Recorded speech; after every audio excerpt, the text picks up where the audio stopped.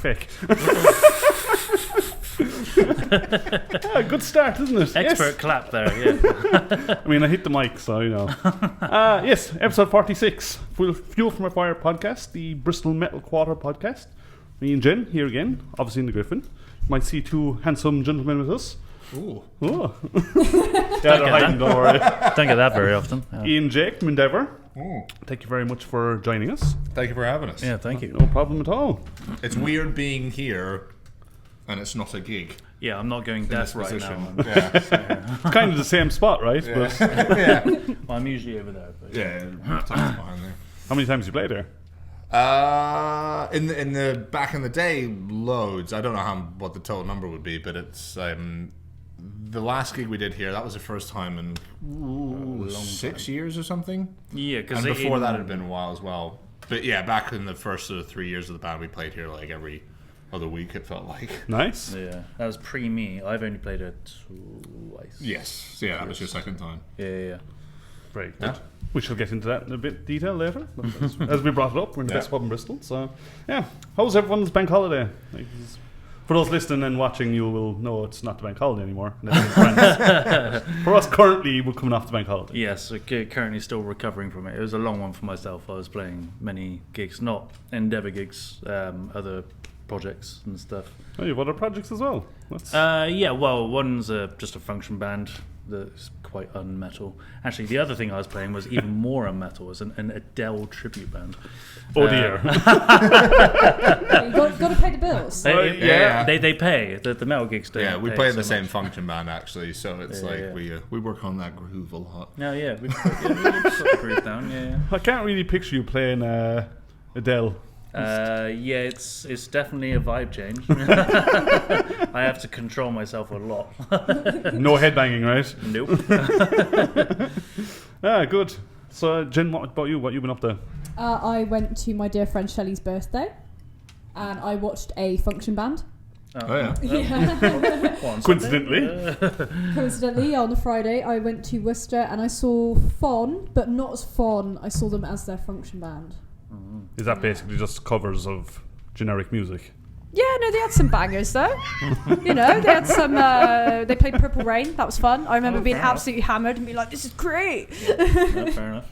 That's fair. We should do that. Yeah, why don't we do that? That's actually cool. I think we don't do it because anything that has guitar solos just gets cut. Yeah. Oh, To be fair, every time we do a function gig and you do a guitar solo, everyone walks out the room. I remember there was one gig we did and it was like an extended one. I was going in, I just the eyes opened after getting into it and was like, room empty. And I was like, guys, look what I did. It's like Now I have a little chat mic there, only the guys in the back can hear. I'm just like, good one, dude. I was like, they were intimidated. That's what was it. Yeah, I was playing so fast, it just, afraid I was going to summon Satan. Played so many notes, they blew up.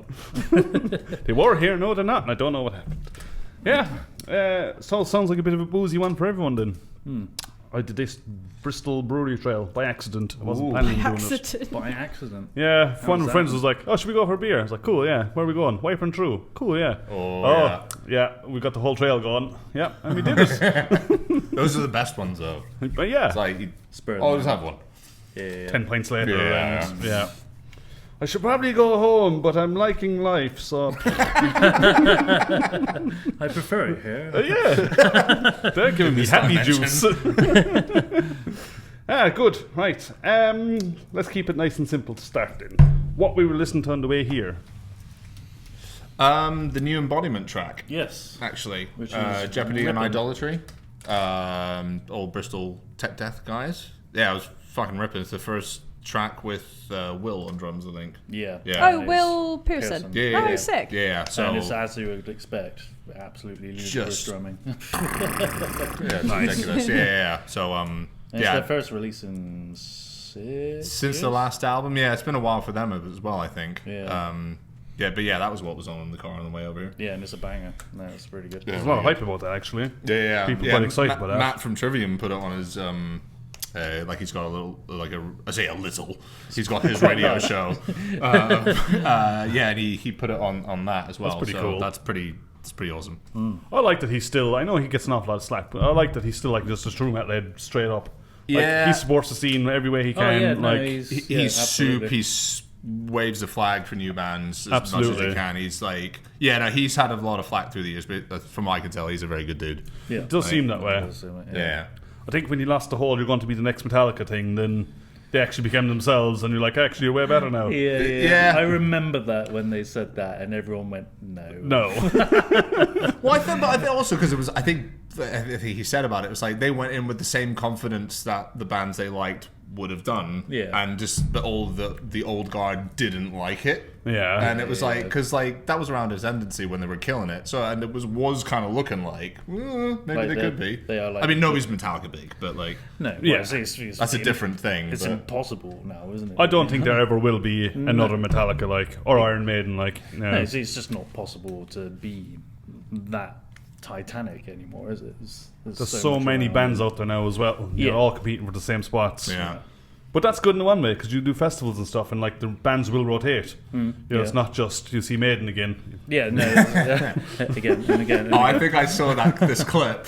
That I haven't seen Maiden. That she hasn't seen Maiden. I've never. I just haven't. Neither have I, to be fair. Oh, there we go. Okay, thank you. The amount of messages I got afterwards, like, do you know? Rightly so. Am I about to get a bunch of hate? Yeah, maybe. Have you never seen Maiden? No. Oh right. I've played for an Iron Maiden tribute band 100 times, but I've never seen the actual band. Not the last time I saw Maiden, but the second time I saw Maiden was cool because I was teching for a band called Prolapse AD. Friend of mine, and what a name! Best name ever. They were opening for Act of Defiance, which is two of the old guys from Megadeth, Chris Broderick and Sean Drover, and we were in Newcastle, and then one of the guys was just like, "Oh, Adam and Joel from Killswitch are going to come hang out," and I was like, "Whoa, why?" But like in shock, but I was like, "Why are they here? Like what?" And they were like, "Oh, they're opening for Maiden tomorrow night," and I was like, "Oh, that makes sense." And then they were hanging out, and they were just like, "Do you want to come?" We're like, fuck yeah. And in terms of like tech, like Joel just gets out his phone, goes sorted. Nice. It's like you're on the list, and then they gave us fucking awesome seats, and that was on the Legacy of the Beast tour. Nice. It was like that was such a good show. There's like there was like 5 backdrops, like wicked. That's pretty badass. And I'm not even like the biggest Maiden head, but that was awesome. Like yeah. I mean, seeing them live is incredible, but seeing them from that kind of viewpoint is. Yeah, it was just such a like, what is going on? Couple of days. That's a pretty rockstar moment. That's pretty cool. Yeah. Did you do a lot of taking for bands then? No, I did that. I did one show with Cradle of Filth once. Awesome. And that's about as much as I've done. How do you land something like that? How's that come about? That was the Cradle of Filth thing was Gabe. Do you know Gabe? Yeah. So he was doing their monitors, and he just said, "Oh, like they need a guitar tech for the next show. Like, are you about?" And I was just like, "I've never really teched on that level." Like, and he was just like, "As long as you know how to change strings and do all that." I was like, "Yeah, I know how to do that." But I had to look after Danny Filth's water humidifier while he was playing. So when they've got extended sections, he'll like steam up his voice. Right. And but I didn't know you had to keep filling the thing up with water. And so he comes over and he's like, "It's dry," and I was just like, "What? Oh, right. Oh, yeah. Okay, right. Yeah." I was like, in charge of this water humidifier. Is it supposed to be dry? I don't know. Yeah. I was told I'd be changing strings. Here I am, like, this is not a string. I'm the vocal tech. Like, He's over in a ditch falling asleep. Yeah. You know? I love it. That's didn't think we'd go down that route, but hey, interesting experience. How were Cradle of Filth? They were cool. I mean, they were like, oh, I made such a blunder that night. Like, well, it was because we had limited time and we only line checked, and I only checked the main guitars and I didn't check the backups. And what I thought were the backups, and the old guitarist Ashok like picked up what I thought the backup was, and he was, "I'm going to use this." I was like, "Okay, cool," and it wasn't working as the intro was playing, and I was just like. I remember distinctly going, "There's 2 choices here. There's panic or fix it." Option 3, a bit of both. One is better. Yeah. And I was like, "Just use the other guitar. We'll charge the wireless pack." And we never figured out what it was. But I remember like he had a chat with me afterwards, like, "What happened?" I was like, "My bad. I didn't check it." But he was cool about it. Yeah, I do. Despite all the press that's going on right now, my experience was unscathed. They do get a very mixed press, don't they? Yeah. They always have. Right? Yeah. It's part of the thing. Yeah. Totally agree. That's cool. Jen, how about you? What have you been listening to? You've come across a new side project recently. I have. What were they called? Let me get it up. Let me find That's the what he words. said? Yeah, sure. That's yeah. give me I a minute. have been listening to Meat Hook Seed. Meat hooks. That is a name. Right. I discovered them. So this is a side project from guitarist Mitch Harris of Napalm Death. Oh, okay. Yeah. Has collaborations with members of Obituary, and it's sick. very industrial. It's great. Nice. Yeah, real cool. That they have 2 albums. I have listened to the one album that came out in 1993. So wow, you know, it's not even a new Oh, project. right, yeah, okay, yeah. okay, So yeah. It's like this is brand old. new, right? No, I just managed to come across it, and it's sick. Yeah, I sent it over to You you. did? What did you think of it, Tom? Oh, yeah, it was very industrial. You're definitely right with Good. that. And I knew why you sent it to me. I was like, well, that's definitely your jam. I would never have guessed it was anything to do with Napalm Death. No, Not in I a would million not. years. It sounds absolutely nothing like him. Like, there is no semblance. Have they never had a period of like not becoming an industrial band, but I felt like they had small elements at points. I'm not super up on all of Napalm's Nor stuff, am I. so, but I have no idea. Yeah, I feel like nor they've am had, I. like a little small, like not like what Morbid Angel did on what was it Elude Dividends, the album that everybody hates. Yeah. Yeah, not quite like that much, but like little, I don't know, elements. So maybe it makes sense. But Yeah. But yeah, no, it was good. Good album. Check it out. Okay, Nice. fair enough. Yeah, I don't remember what the album's called, but The white one. Seed. Meat I'm not Hook going to Seed. forget that. To Yeah. be fair, that sticks in your head. Oh, yeah. Meat hook seed. You might need the mic a little bit closer to you, by the way. Oh damn. Maybe. Hello. Hello. Yes. Anything else, Jen, other than Meat Hook Seed, which is... You might hate me for this. I have never really gotten into Devin Townsend. I know. Recently, I have. Oh, I thank know. God. Recently, I have. Redeemed instantly. There you go. I know. I've been shown a lot of strapping young lad in the past and thought, whatever. really? Okay. But I'm kind of with you on that. recently was told to listen to the first album and it slaps. It's real What, the good. very first Very one? first strapping young Slapping Slapping young Slapping young sap. yeah, Or for- heavy is a real heavy thing. Sure, I don't know the name of the Or album. Have you listened to any of these podcasts? I'm like, I don't know the name. Well, because that there's that one which is kind of like almost more of a demo, and then there's City, which is the proper like first album, yeah. Let me check. which has got like the proper lineup on it. Yeah. Whereas the first one is like basically a collection of demos that got released. Heavy is a really heavy thing. Yeah. Yeah. I don't think I've ever listened to that whole thing. Oh, you should. It's good. Yeah. The last track's weird. What's the last track The called? last track is called Satan's Ice Cream Truck. I course it is. I saw Strapping before I'd ever heard of him or them. Like I was like, well, I was like 14. We'd gone to a metal festival in Italy, and Dragon Force had played, and we were like guitar nerds. and then Strapping Your Lad comes on straight after Dragon Force, and obviously like, and I was just like, what the fuck? I wasn't even ready for it. I was like, I'm gonna park this. No pre-warning. And then years later, became a massive fan of all things Debbie related. Yeah, no, Coincidentally, always has they're, just kind of gone over my head, and then Yeah. recently been told you will like this. Sit down and listen to it, and Yeah. turns out I do.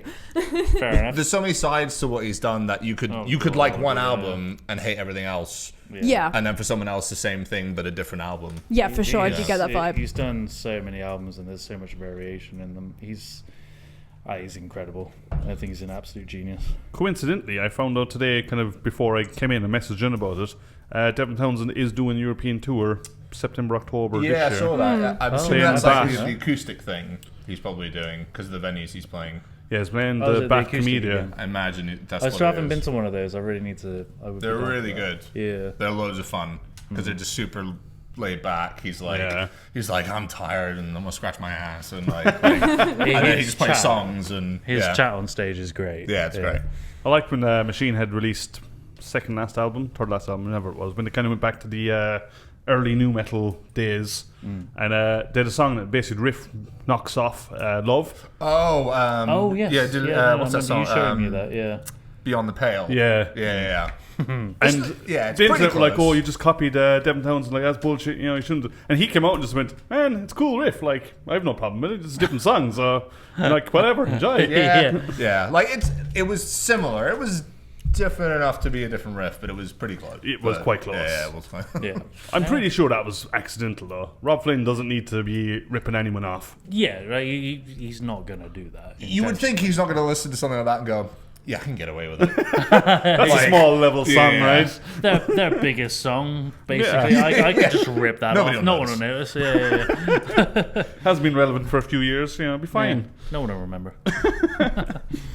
I went down an interesting route in the last 2 weeks. I decided I want to get back into listening to albums again, not just putting on Spotify and letting an artist go on kind of thing. Yep. Yeah. So I was like, I need to let's go through the history of metal kind of thing. So I went way back.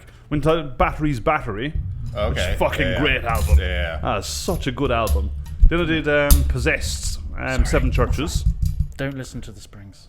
I have not listened to either of those albums, unfortunately. You should. Yeah, and I should, because I know they're important records, especially Seven Churches. Yeah. Yeah, that's a...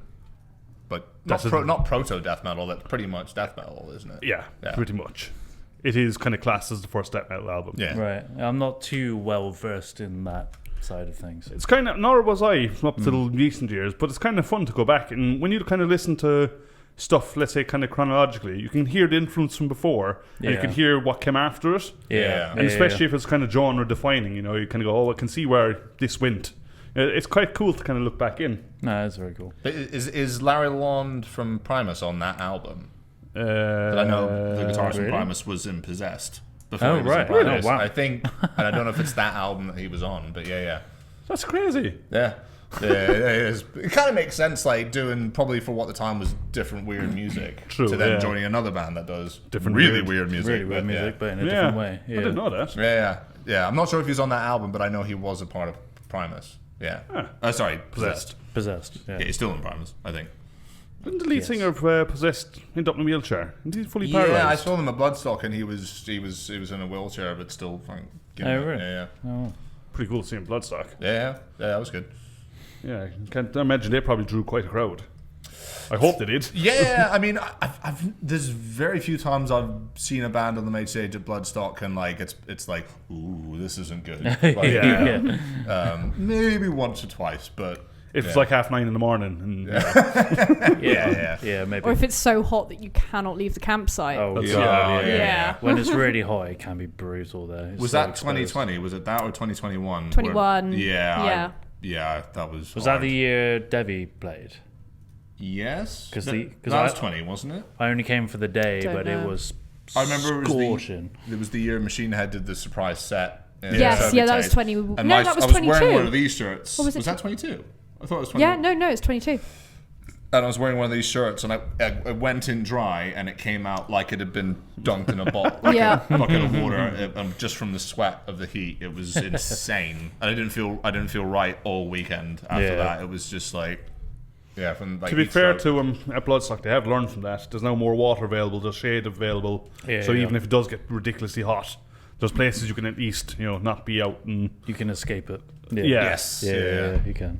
You can get quite seriously injured from that, like if you know where to go. Oh, absolutely. And you're obviously drinking hard as well throughout the day, which, isn't water. Yeah. The one thing that might actually keep you alive. Nope. No. That's not metal. No. I see my bones can so dehydrated. That's metal. What else did we listen to? Oh, came across another band called The Spirit. We had it on the car on the way in, actually, if you were listening to it. We're Blackened Death. Probably more on the black side than the death side. Tom's favourite genre. I am a massive fan of Black and Death. Black and Death. It's such a good combo. Like you're taking the best of both worlds and you kind of throw a bit of melody into it, and it's just it's fair enough. Yeah, I think the black metal vocals really do it for me. There's something about the shriek that I really like. Yeah, so you like the high range versus the lower stuff. Yeah, Like I like the gutturals, but somewhere kind of in between. But let's say peaking with the higher. Yeah. Yeah, it's evil. yeah. It's pure evil. It's fantastic. Anyway, The Spirit, that was called, was it? The Spirit. Yeah. The Spirit. They're a When German you say band. that it's part black metal, in terms of like, is it like black metal production? No. It's not recorded through No, a no. microwave. Thankfully, we've moved potatoes. away from that nonsense. Right, okay. Because I can't deal with it. I just can't. I Yeah, just can't. the old first wave of black metal is I think this riff is awesome. Yeah, somewhere in there's a guy saying something, Screeching about something. Yeah, probably Satan. I don't know. Satan. Satan. I love everyone knows that. We all know what it is. Yeah, iconic. You need the 7-second pause before it, though. Yeah, and the massive glass of wine. Yeah. Fantastic. But yes, it's kind of more modern production, so you can actually hear things Wonderful. properly. And, Yes. But Okay. then I might actually check that out. you should. It's not just like blaring blast beats and stuff neither. Like there's huge double bass sections in there and the kind of transition between the two, but still kind of trimless style riffs as well. Yeah. Yeah. It's Okay. the Spurs. I'll They're check that a out. German band, been all around the world, but they're really good. Okay. Nice. I stumbled across them because one of the things I do like about Spotify is I had Black Braid on. If you know Black Braid, No. well, you need to check them out as well. So it's it's a indigenous black metal guy. It's a solo project, and Okay. it's nuts. So it is absolutely ferocious, but in a good way. Like you Yeah. can understand and hear everything. What was It's it called again? Black Braid. Black Braid. Braid, Okay. Very, very cool. But I think the story behind it was the guy was just basically writing at his house. His wife is in marketing or something like that. It was like, the world needs to hear this. Like, I know I'm your wife, but like the world needs to hear this because this is new and it is good. And she knows nothing about metal apparently. Yeah. Just like what he was doing was just like, that's kick ass. So he's like, okay, let's give it a go. And basically started releasing stuff and then got a band to back him. Yeah. And it is really, really good. Awesome. Nice. Okay. Where I check was that. going with it is when you kind of run out of songs, it kind of goes, oh, you might like this. And The Spirit were one of them. So if you like either, you will like Okay. it. Yeah. Okay. Sweet. So yeah, That was good. That was a good one. that's a solid clap, wasn't it? Do it with a little. Ooh. Oh, very nice. Nice. Because people that are paid to make those sounds over movies. You've got a good and- sample there. That was good, yeah. Yeah. Oh, I should have done it here. Should have done it Oh. right there. Well, I guess you have to have another I'll one. do the pour. It was there though. I can see it. Yes. Oh, I can see That's very how dark. rich that is. That's going to be delicious. For all of you jealous people watching, he's got himself a very nice, delicious beer. This is a midnight snack imperial pastry stout, chocolate, caramel, peanut butter, 11%. And it was £12. That's all he thinks about. Yes, it is. You're thinking about how goddamn good it's going to be. Yeah. Oh yeah.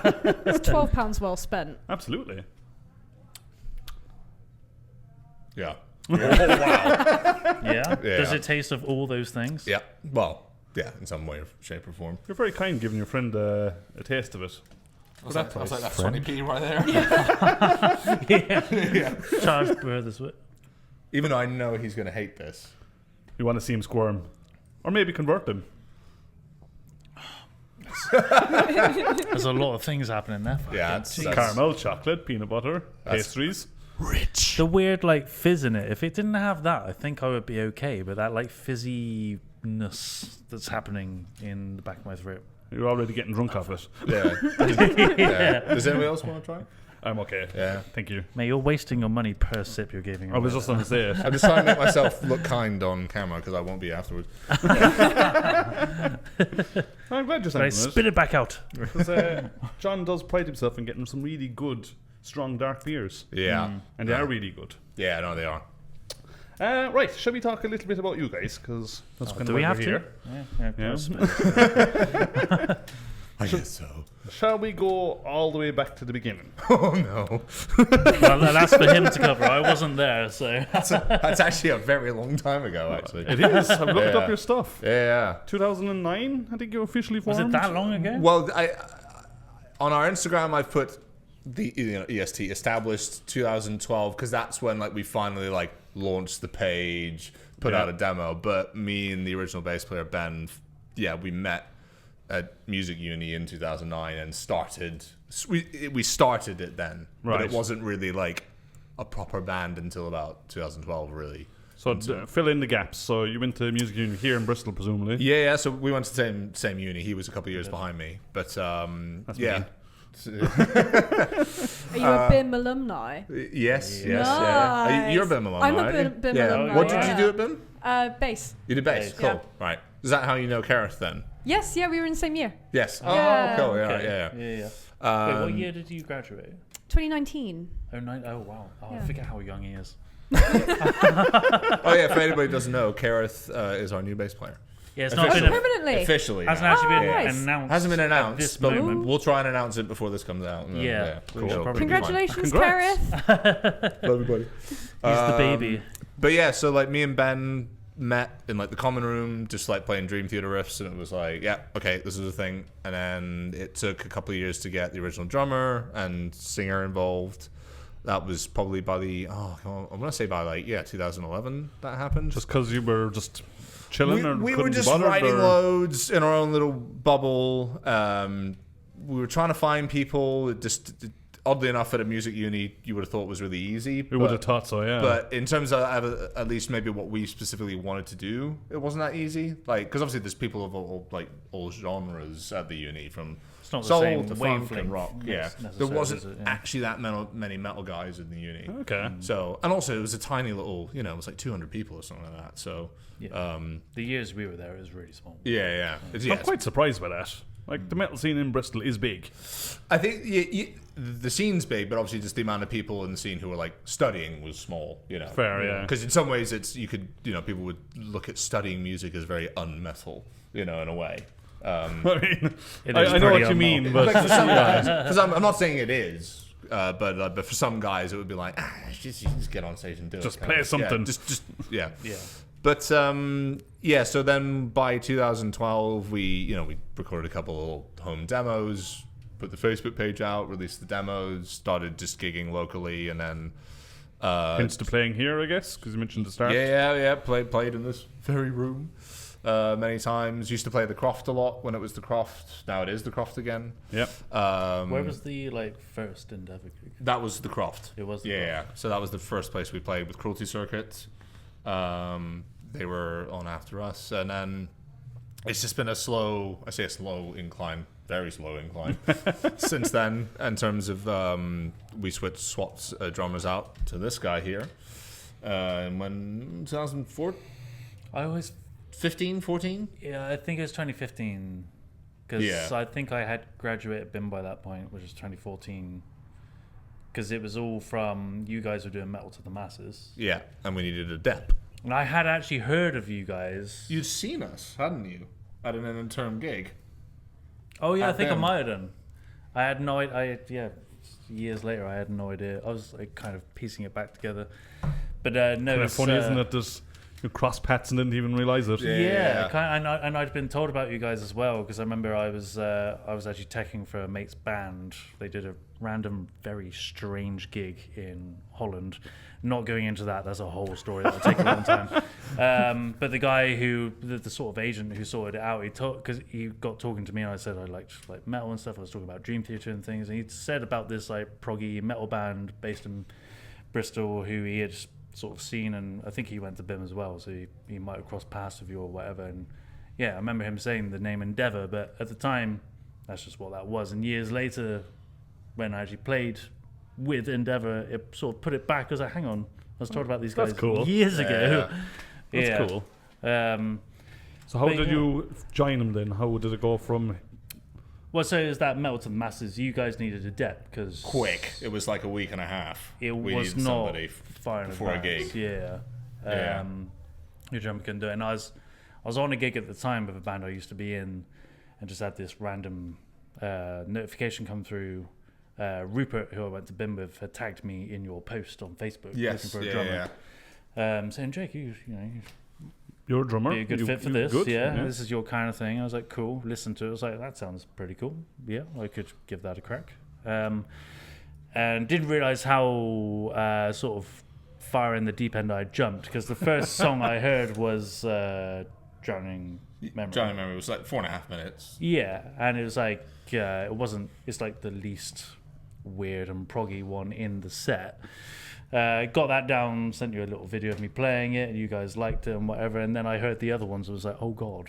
Yeah, we saved those ones. Like, reel them in. Hold on a second. Yeah, but Did you bring your own vibe to it, or did you try to replicate what was there? Oh, What way he did you do did it? not play what was there, I can tell you.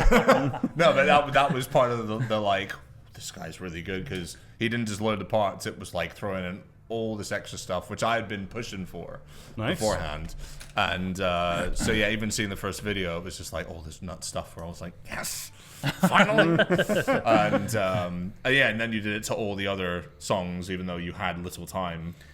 Yeah, it was just immediately the songs when I was listening to them, immediately connected with parts in the song that just haven't been explored, with the kit on the recordings. I don't know. It just fit really well. The first gig we did together to this day is still one of the best gigs I've ever played. There was just this like click. It was just That's cool.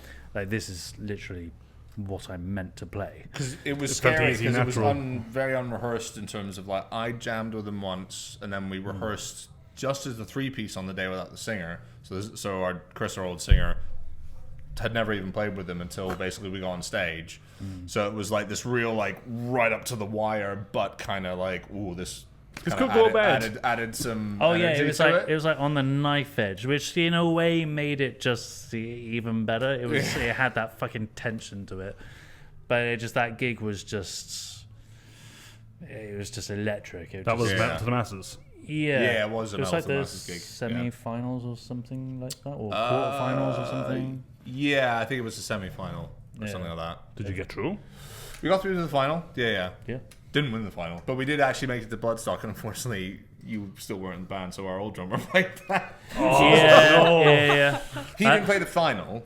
No, I came to watch you at the final. He came to watch. Oh, it's like, go on, guys. I can do it better. Fuck you, bastards. No.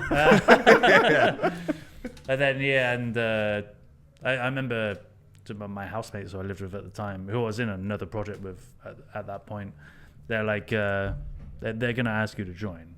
I was like, no, they've got a drummer. They're like, no. You guys just you had this chemistry that was just undeniable. It was the same with at the actual gig. I remember I'd just done that gig, and I was wired because it was just. Yeah, you had a week to learn it, and it was like the the relief of the stress of getting it down, but also the high of doing that gig and it going so well. I'd never experienced anything like it. And they're packing down the kit. I get a tap on the shoulder, turn around, and it's Sai Keeler from Onslaught just going, "Hey man," and I didn't know him from seeing him, but he just went, "I'm Sai from Onslaught," and Killing Peace. It's just probably one of my all-time favorite, like thrash metal albums. And when he said that, I was just like, "Oh my god!" And I remember him saying to me, like, you fit so well with this band, and he said that. That's pretty cool. Yeah, and he started talking about like going forward with it. I was like, "Oh no! I was just a depth for tonight," and he was just like, "No." You are not. I think like everybody spoke to me, same thing. They were like, "Who's the drummer and why is he not in the band?" kind of thing. I was like, "Yeah, I don't know." It just worked so well. And yeah, when you called me and asked, rather timidly, I'll say, really, just like, not super timidly, just like sort of. I could tell where you were going, but it's like kind of like just say it. My friend really fancies you. So the other guys in the band really want you to join. Like, so there's this thing of you play a band. The other guys really like you. So you want to be in my band? But yeah, it just had an instant chemistry click, and nice. Yeah, it was. So then let's keep moving forward. Then, so then you became a permanent member of the band. Mm-hmm. Yeah. Obviously gigging a bit more. I assume you said you did Bloodstock. Yeah. You did? Well, but you didn't win, so it was. Well, that first appearance of Bloodstock was on like when it used to be the Jaeger stage before it was the EMP stage, and that was on like that was difficult because we'd be camping all weekend and we played on the Sunday, and I was in Onslaught at the time, and I was also playing with Onslaught the same day, and I was like ragged from a weekend of Bloodstock and sunburned and like Jesus. So that was with our original drummer, and then we came back to Bloodstock in 2017. With this guy here, very cool, to do the Soviet stage because I toured with Simon, and Simon basically just called and said, "You want to play Soviet stage?" I was like, "Hell yeah, maybe." Maybe think about it. What? Not main stage? Come on, Simon. God. But That's but cool. The gigging has always been very like up and down as far as we do a gig here and a gig there, and there was never really any touring stints like we've done at the beginning of this year, where we've had like a lot of like weekend or kind of longer stints and actual. I say actual touring. Actual touring is like 3 weeks at a time, but it's the closest kind of we've gotten to actual touring, which is nice. Very good. Yeah. Back in the day, it was always sporadic, last minute, kind of chaotic. Coming back now, I'm kind of skipping ahead, but trying to have more of a plan. Yeah. And actually doing things, I say correctly, there's no correct way to do it, but just having more structured plan, thinking ahead and trying to follow through with that. And so far it's been going really well, since like January. But back in the day, it was a bit chaotic. It was just a bit all over the place, just trying to get everybody kind of organized and on the same page. And and then we had a massive break sort of over lockdown, as many people did, but also just we parted ways with Chris, our old singer, and then we didn't really know. I checked out a little bit at that point. Not that I'd said the band is over, but I was kind of a bit over stressed by it and just like trying to get it on a, en route, and then eventually it was like I was working on my own music, singing, and then I think I just decided to give the old tunes a bit of a crack, and then recorded some demos and sort of showed you them, and I was like, could it work? And you were like, I was like, hold on, what's this? So I was like, why didn't you do this 4 years ago? I was like, because I couldn't sing 4 years ago. And then we did a rehearsal like with me on vocals, and we just decided, okay, right, we'll You're vocals now. You're doing it now, and then now you got to sing over those mental riffs that you wrote back in the day. Yeah, have fun. Well. Yeah. There's some bands who have a much worse challenge, like Obscura or something like that. Yeah, and that's ridiculous, that kind of stuff. But in terms of like recently, we brought it back almost a year and a half ago, and then it stopped again after like a comeback gig. Kind of a full start. A full start. Yeah. And then we're back. It was almost like that was like a big reminder. Okay, we're back, we're here, and then in a year we'll show you the new music, kind of thing. Yeah, I feel like it helped to remind everyone locally that we are still here. We still exist. Was that kind of part of the plan, or was that just accidental? No, it wasn't. No. The plan was to come back and go. But I don't know. It might have been a bit premature. In terms of like what we had written and planned to release and stuff, but I don't know. The lineup was still not quite fully solid. Just the basis at the time. We worked with Max for years and years. He depped for Ben. Yeah. He played with us more than Ben did when Ben was the official bassist. Yeah, right. Because Ben was always off doing these cruises and stuff, and Max like started off filling in here and there, and then before he knew it, he's gigging with us all the time. Basically full time, yeah. He's absolutely fantastic bassist, and he's been my friend since we were like 14 or something. But just life paths had kind of diverged a bit, and he just couldn't fully commit to the point that we wanted to, because we saw this as like a rebirth, and we wanted to try and really go for it. Go for the jugular. Max just wasn't in the right place to give it that sort of commitment, which is absolutely fine. He was in a different place and had gone a different way, so it was a very mutual understanding that it wasn't going to work. It was one of these like it was slow to get there as well. So it took a while, and obviously then we needed someone to gig with us, so then it took a bit of time, and then stumbled on to Kareth. Kareth was at that gig. We found him in a head. So kind of she was at that gig. And then we sort of locked him in just to fill in for some shows and just kind of see how it went, and test him out, And then I think I was just like, right, we just need to put out the single, book some gigs, just get it done, just do it. I was like, we need to stop waiting. Yes. Basically. Yeah. And just that's need to pull basically the trigger. Yeah. Since that happened, it's been very good in terms of like getting dates. And it's like, it's good when you just decide I'm not sitting around waiting for life to happen. Yeah. The world doesn't always just hand a tune to play it, right? You have to go get it. No, absolutely not. Yeah.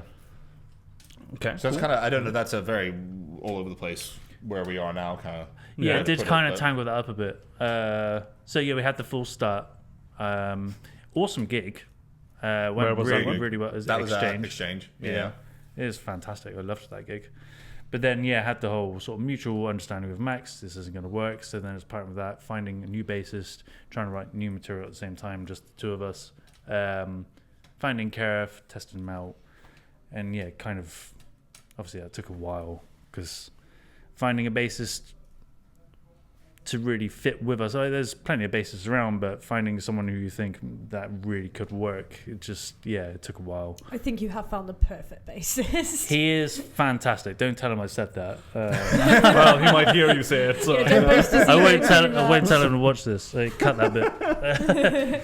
Because I feel like it's a kind of we're not like reinventing the wheel or anything, but like there's a specific I sort of feel like realm we occupy in terms of what people call prog metal, because it's like, are you like a gent band? It's like, well, no, but it's like, or are you a tech band? It's like, nah, I mean, yes, it's technical, but that's not like necessarily the focus. And then it's like, well, are you just like a Dream Theater copy? It's like, well, no, it's like, so in terms of getting somebody who likes old school metal, likes prog, but isn't like too set in one camp either way, sometimes is actually quite hard to find, because some people, there's loads of people who operate in like one way. I love this and that's all I want to do. Yeah, he's got a lot of variation. He also creates the most thunderous bass tones you've ever heard.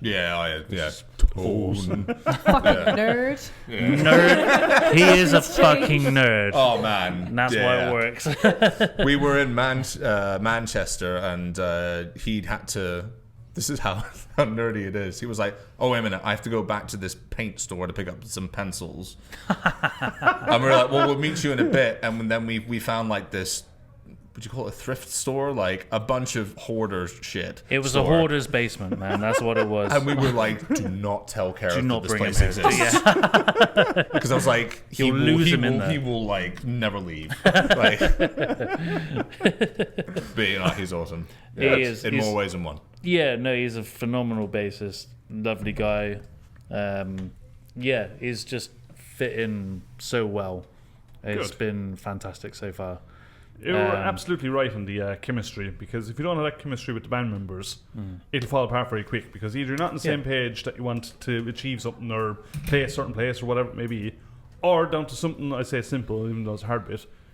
Say you go out of time or something, everyone else knows what to do and how to adjust to it without saying a thing, without giving you shit for it. Like, mistakes happen. Yeah.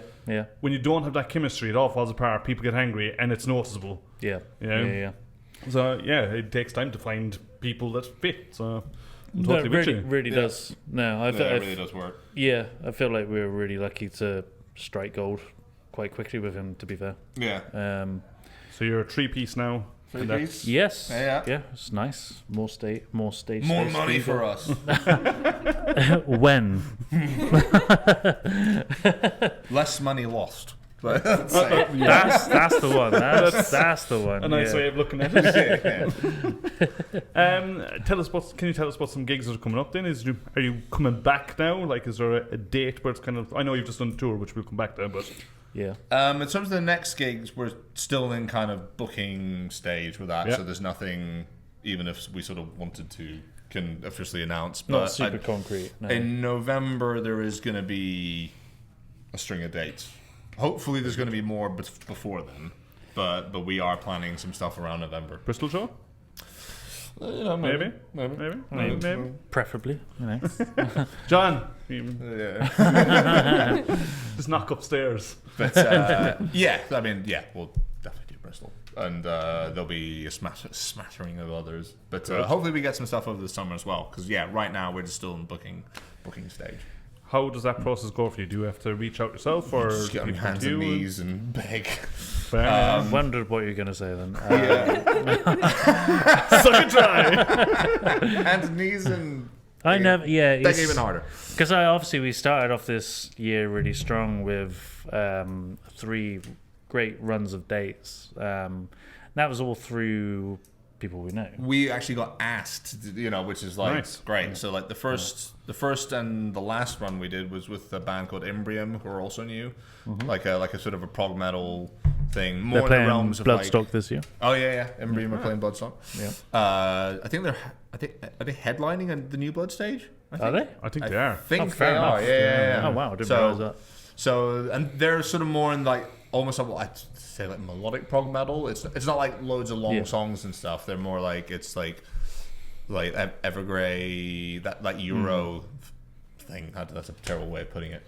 But hard to describe, isn't it? Yeah, because it's sort of But so they asked us to do the last one and the first one, and then in between that we got asked by the band One Machine to play with them, which was the show that you were at here. Here, yes, yeah. So we played with One Machine here. So yeah, luckily those like we got asked to, but in terms of getting gigs, it's hard. I don't know how you do it, man. I don't know. Like I literally, apart from emailing venues, which as far as I can tell doesn't work. Yeah, but you hear that at all levels. It's like I remember seeing like an interview with Andy Sneap when he was in Hell years ago, where he was like, "Oh, how did this tour come about?" He's like, "Well, I was talking to my mate who's in the headlining band, and they were like, 'Do you want to come out?' I was like, 'Yeah, well, let me ask the guys.'" And it's just like even at a bigger level, it still seems to operate the same way. And you think like, "Oh no, well, like there'll be this point where like it'll just change." open. Yeah, and it seems it's just like opportunities open up, you grab them, and other than that, you just book your own shows. In one way, that's kind of good though that it doesn't change. That you could play, to your mates and 20 people kind of thing, because your mates are in the band that said, "Do you want to come play with us?" And it's the same thing like when you get bigger, just so happens to be a bit bigger, Yeah, because we're not at the stage where we can get a booking agent and that kind of thing. Like you need to have been gigging a certain amount of shows per year before a booking agent will even look at you, kind of thing. Yeah. So like it's like all the things now. It's like you need to prove to like whether it's a label or a management company or a booking agent. You basically need to prove that you can do it without them before they'll want to offer you. Pretty much. Whereas like the way it used to be when the music industry was funded, it was like. Yeah. It was kind of like there's this band and I saw them and there's something special there. We'll grow them. Whereas it just doesn't. We'll put money behind them. It just doesn't really happen that way anymore. No. Which is a shame because there's a lot of good bands out there that deserve a break. Yeah. No, absolutely. Yeah. Tell us a bit about the One Machine tour then. It was a slog in terms of distances. It's a bit of a test. Yeah. It was a bunch of issues. Like we couldn't.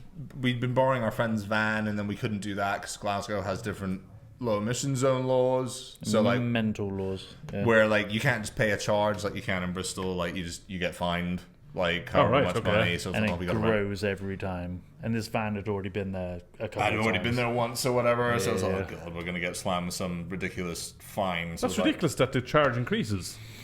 Yeah, it goes up to £486 or something like that. Yeah. With every offence that happens, basically. And you can offend multiple times on the same day if you leave the area. Yeah. Oh, bloody hell. Yeah, Glasgow aren't messing around. They don't fuck about. I love Glasgow because I'm half Glaswegian. My mum's Glaswegian, but sort out those laws. It sounds like it's a Scotland-wide thing. It's the same in Edinburgh. Is it? Yeah. Oh, Jesus. Anyways, but yeah, so we had to rent a van, and then like in terms of like where the gigs were, it was Ipswich, Bristol, Glasgow. So it was like day after, like straight after. Yeah. So it was like getting to venues and like throwing the gear in, and at least Bristol, because like after the Ipswich show, we drove straight back so we could kind of wake up in our own beds. And, okay, we'll get to the venue and like the shows, like there was like the first two shows like.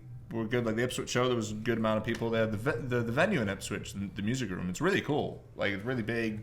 Apart from the stairs you have to load in through. Oh yeah. Apparently there was an elevator, which we found out afterwards. Really? Yeah. Tell me that now. Oh my god. I carried my hardware bag down those stairs. Oh yeah, and we've got a big like in-ear monitor rack that we slug around, and we carried that up a huge flight of stairs. It weighs like half a ton. and it was. There was just things where, like, we bring this rack on stage and the sound guy's like, so what are you running? Like, with this big rack, he's like, oh. And I was like, I've seen one of them before. Yes. Like, did you not get the tech spec? He's like, tech spec? And I was like, oh. Okay, let's sit here and patch this thing in. And it was a bit of a stressful run in terms of, like, the practicals. But, like, the shows were good. There wasn't too many people at the Glasgow show, unfortunately, which is a shame. The highlight was definitely the Griffin show. Bristol was good. Bristol was awesome. good. Yeah, I loved it. Good energy. That was sold out, I think. Was it sold out in the end? I think it was sold out. Yeah, I think it was. Was it actually? Yeah. Fair enough. Nice. Right, so we talked a little bit about the One Machine tour. You said there was another tour as well. So what venues did you hit up? What cities did you hit up in that one? Had a busy year by the sounds of it. Yeah, so the first stint was was the Anvil in Bournemouth, and then we did the Dev in London. That was awesome. Yeah, which was really wicked. cool. And then the last one was the Fenton in Leeds. Fenton. Which we really wanted to put that as a sample in the set, but we just didn't have time to have the time. sort it out. That's quite a hike to go from Bournemouth, London to Leeds. Yeah, but we were just like, we want gigs. Yeah, fair. Yeah. And I keep in the back of my mind, I'm like, it's the UK. Yeah, it's a few hour drive. There are bands in the US who are like, took us 7 4 hour days to drive get there. takes us to the next city, whatever it is. But and then we did the One Machine run was Ipswich, Bristol, Glasgow. That was a hike. Yeah, that was the hike. And then the last one we did again with Imbrium was just 2 days, wasn't it? In the end, that was just 2 days. It was Birmingham and Manchester. Yeah, so we did Scruffy Murphy's in Birmingham and Grand Central in Manchester. Which, to date, with current lineup, Best gig? Best gig. Overall, the Manchester one, it just felt seemed like why? on that night, it fully just, when we were on stage, to me anyway, it just felt like the chemistry fully locked. It's like we're familiar with the songs, we've done a few gigs, grown some confidence. Even from speaking just for myself as like singer frontman, where it's like trying to find your like what is my vibe on stage, and then just coming up on that gig and being like, "Oi, lazy fucks in the back," like, and just like coming up and just trying to bolster it up a little bit and trying to. Did it work? Yeah, it did. I was about to say no, it didn't, but no, it did. And just, it'd have been terrible if it didn't. But yeah, just trying to be like, because just thinking, I was like, I've got some responsibility here as the guy on the mic, so I gotta step up to that. And it was just that. It was the playing. It was just coalescing, I guess might be the right word. It's also just my best experience of traveling a fair distance and playing a gig on a Sunday.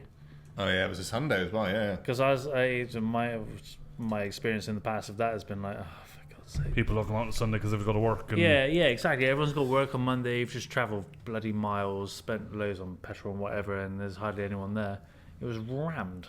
Good. I think just Grand Central, because it was part of, it's like just like a series of gigs they do. It's called Cryptic Sundays, and so like they just, it's a revolving thing. So I guess there's this kind of thing where people expect that something will be on, so you get people coming through, and they've like created a little, not brand, but like I don't know what the right word would be, but like it's kind of similar to what's happening here. Something. It's not, they're not random, it's a ongoing thing. So it's like, I guess that remains a bit in people's minds, and they so Sunday we shall go to a gig, it'll be on. Exactly. And they seem to promote it well, and they're usually free as well, which helps. So does help. Kind of similar to here with the Sludge Sundays. Yeah, right. So it's a different promoter that knows John and basically puts on the bands. It's calmed down a little bit recently, but ultimately it's the same kind of thing. You know the vibe, even though you may not know the bands. And you just come along and kind of assume it'll be on. Which is a good thing to do. And as you said, normally it'd be a crap day. You would think, but no, it's a fantastic gig. Yeah. Also, I think that part of the country is just kind of gunning for metal, I think. Yeah. And just Manchester in general. I've always had a good time gigging in Manchester. It's always just got that vibe. They're always really down for it. Yeah. Most of the gigs we've done, even in the past in Manchester, were always good. People come out. Yeah, I do dislike that about Bristol. I love the music here and I love the scene here. Just I hate the. I'm having a great time. That's me. It's just Southerners, Tom. That's basically what it is. Yeah. Like the Northerners are just too friendly. The Irish are always drunk. Yeah. We know how to have fun. No, it's funny. It's funny because, like, especially because saying earlier, like, I grew up in Italy, and Italians are like, mental for like the smallest things, just like, this sandwich is amazing, So like, and so like, I can get on board with that. I remember seeing Steve Vai and just people going mental. And it's like, you wouldn't think at like a Steve Vai gig, you think, oh, it's nerds, it's guitar. But they're like, it was like a football game for them. Like, so like, I remember seeing Trivium at Download and seeing them a week later in a small club in Rome, and the club in Rome was way more off the charts. Yeah. Like, it's a different temperament. It's like the bands talk about going to South America for the first time and being like, oh my word, it's just like crazy over there. It's a cultural thing, but yeah. Yeah, I think there's just too much choice here, and people just kind of go, oh yeah, I could go to. We are a little spoiled. That's a nice way of putting it. Yeah. We're just really stuck up. It does bug me. The only thing I said about, I mentioned Blackbridge earlier, absolutely insane gig to watch. Like, they're incredible musicians. And the only downside I had of the gig was the Bristol crowd. Not a single head was moving, not a single person moving. And like, it's ferocious. Yeah. Really? And no one was moving? No, not a thing. I kind of find that, I find it insulting for the bands. Yeah. Well, yeah. Like, they've generated this. Absolutely bringing in it. I've seen a few bands where they're kind of like, so how's everybody doing? And they're like, you can kind of see them go, Jesus. Yeah. Okay, like and especially when you like, not that they're arrogant, but you can see that like, we know we're good. Like, anyway. Why aren't you moving? Like, do something. I find it's a weird one with us because we are heavy, but we're not like super brutal. Yeah. We also have the like proggy element of it, and it's kind of halfway between somewhere. With a nice sprinkle of, I'd say, classic metal as well in there. It probably comes through. Yeah. I mean, we're fans of that, so. But in terms of what you expect the crowd to do, like, it's not the sort of music or band that you would expect to have, like, massive circle pits or anything like mad like that. Which I really want, but I feel like there are sections for it. But I feel like it's also like you got to get your crowd enough of them. Yeah, enough of them in one place, I guess. Because it's that whole thing of like, what is it? You need two idiots to start. Because if there's one guy being like it's not gonna be. But if the minute the second one joins, it's like So like, I feel like in a metal crowd, it's like you need like enough of a group to be like, okay, we're gonna go off on this. You don't know each other, but beat the snot out of him. Yeah. Smack that guy. Yeah. He called you a bitch, so show him that. But that was one of the things I also felt with the Manchester gig. Another reason I felt it was our best. It was just something. It felt like our like energy, like with the crowd, connected fully, like for the first time, especially with the current lineup, especially when we played our new song, These Shallows. I felt and saw them all like enjoying it, really like feel the impact of the bits that's supposed to have that impact. I saw them all just go at the same time, and it felt like for the first time it was really like, yes, like this whole crowd is really like connected and just really felt it and just gone for it. It was awesome. Were you the opening act or mid or? We were. Yeah, we were actually. We were the first guys on, which is kind of nice. I love it. You have the band set up, and then you can finish and just get off and enjoy the bands. You're done. Yeah. Get a pint. Yeah. Well, actually, I was driving, so I couldn't. The van again, the same van. No, we got to bring out our friend's van, but because I did all the driving on the last tour, he kind of got slumped with the driving. I did it all. You did it all in the last one. He had to do the whole thing with on the one machine tour because it was a rental and it cost more and we were gonna try and get Jake on insurance, but then there was a bunch of like, oh no, you can't do it like this, you got to do it like that, and I was like, fine, I'll do it. And just like, I think I woke up like after we got back, like traumatized from all the driving, like because and I like driving as well, but that was a lot.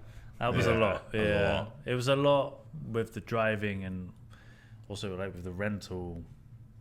It was only that front bench, three big lads, shoulder to shoulder, or shoulders overlapping shoulders, because there wasn't enough room. I was fine because obviously in the driver's seat you get your space, but you two were just like, oh my god, having a great time. I can touching breastises. I can get a bit claustrophobic, so there was always an edge of me being aware of like, just you're good, just be cool. That's a good excuse to have the seat closest to the window. Well, no, actually, I had to be in the middle. That was the more because comfortable if spot, I sat in the one in the window, it like twisted my lower back. I kind of was like this, so I had to be in the middle and kind of sideways like this, because obviously there's this like whole gear stick situation here. So Kareth had to be like crushed up against the door with my legs in front of him.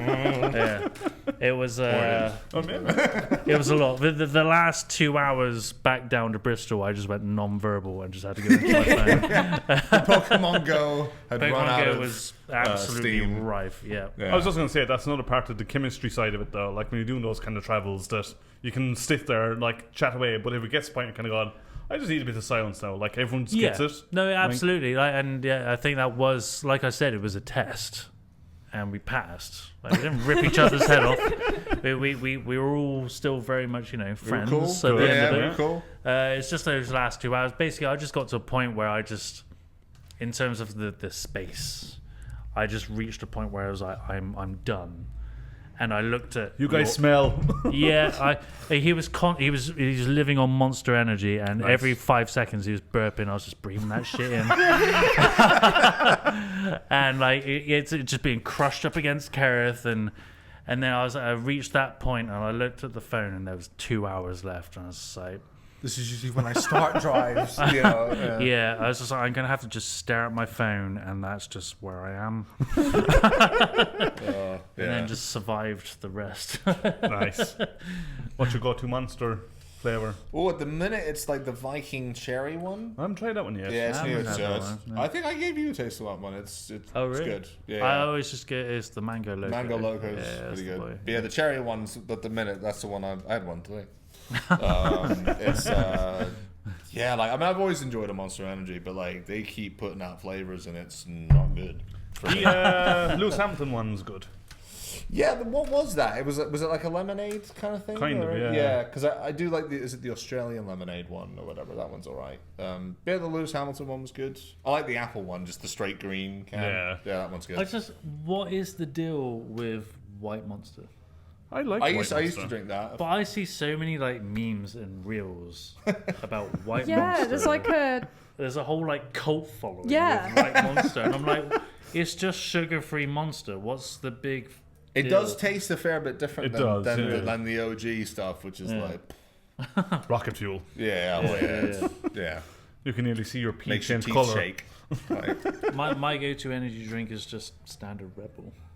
I do like a Red the Bull as an interjection to Monster. In calm you between down. the monsters, I Yeah. have a Red Bull just to keep myself hydrated. Yeah. It's like every 5 cans through a week, it's like throw a Red Bull in there. Just to cleanse the palate. It's like you listen to new bands and then you have to throw on a classic album every now and again. Yeah. That's what Red Bull is. Red Bull was master of That's like you gotta throw on Holy Diver, Master Puppets every now and then. Absolutely. Love it. What else can we go for? What else? Well, run it. Okay, so you said the best gig you've played. What about venue-wise? Even if it wasn't the best gig? best venue. Yeah. Out of all the shows you've done this year. Even though there wasn't too many people, I mean, the venue in Glasgow is pretty cool. Audio is a cool venue. Yeah, it's a cool venue. Favorite one? Favorite venue. Just trying to go through the gigs. Yeah. That one, the music room in Ipswich. It's a really cool room, like really big room as well. That is a cool venue, to be fair. Yeah, it really is actually. And then big stage, big crowd area, big bar, big band room.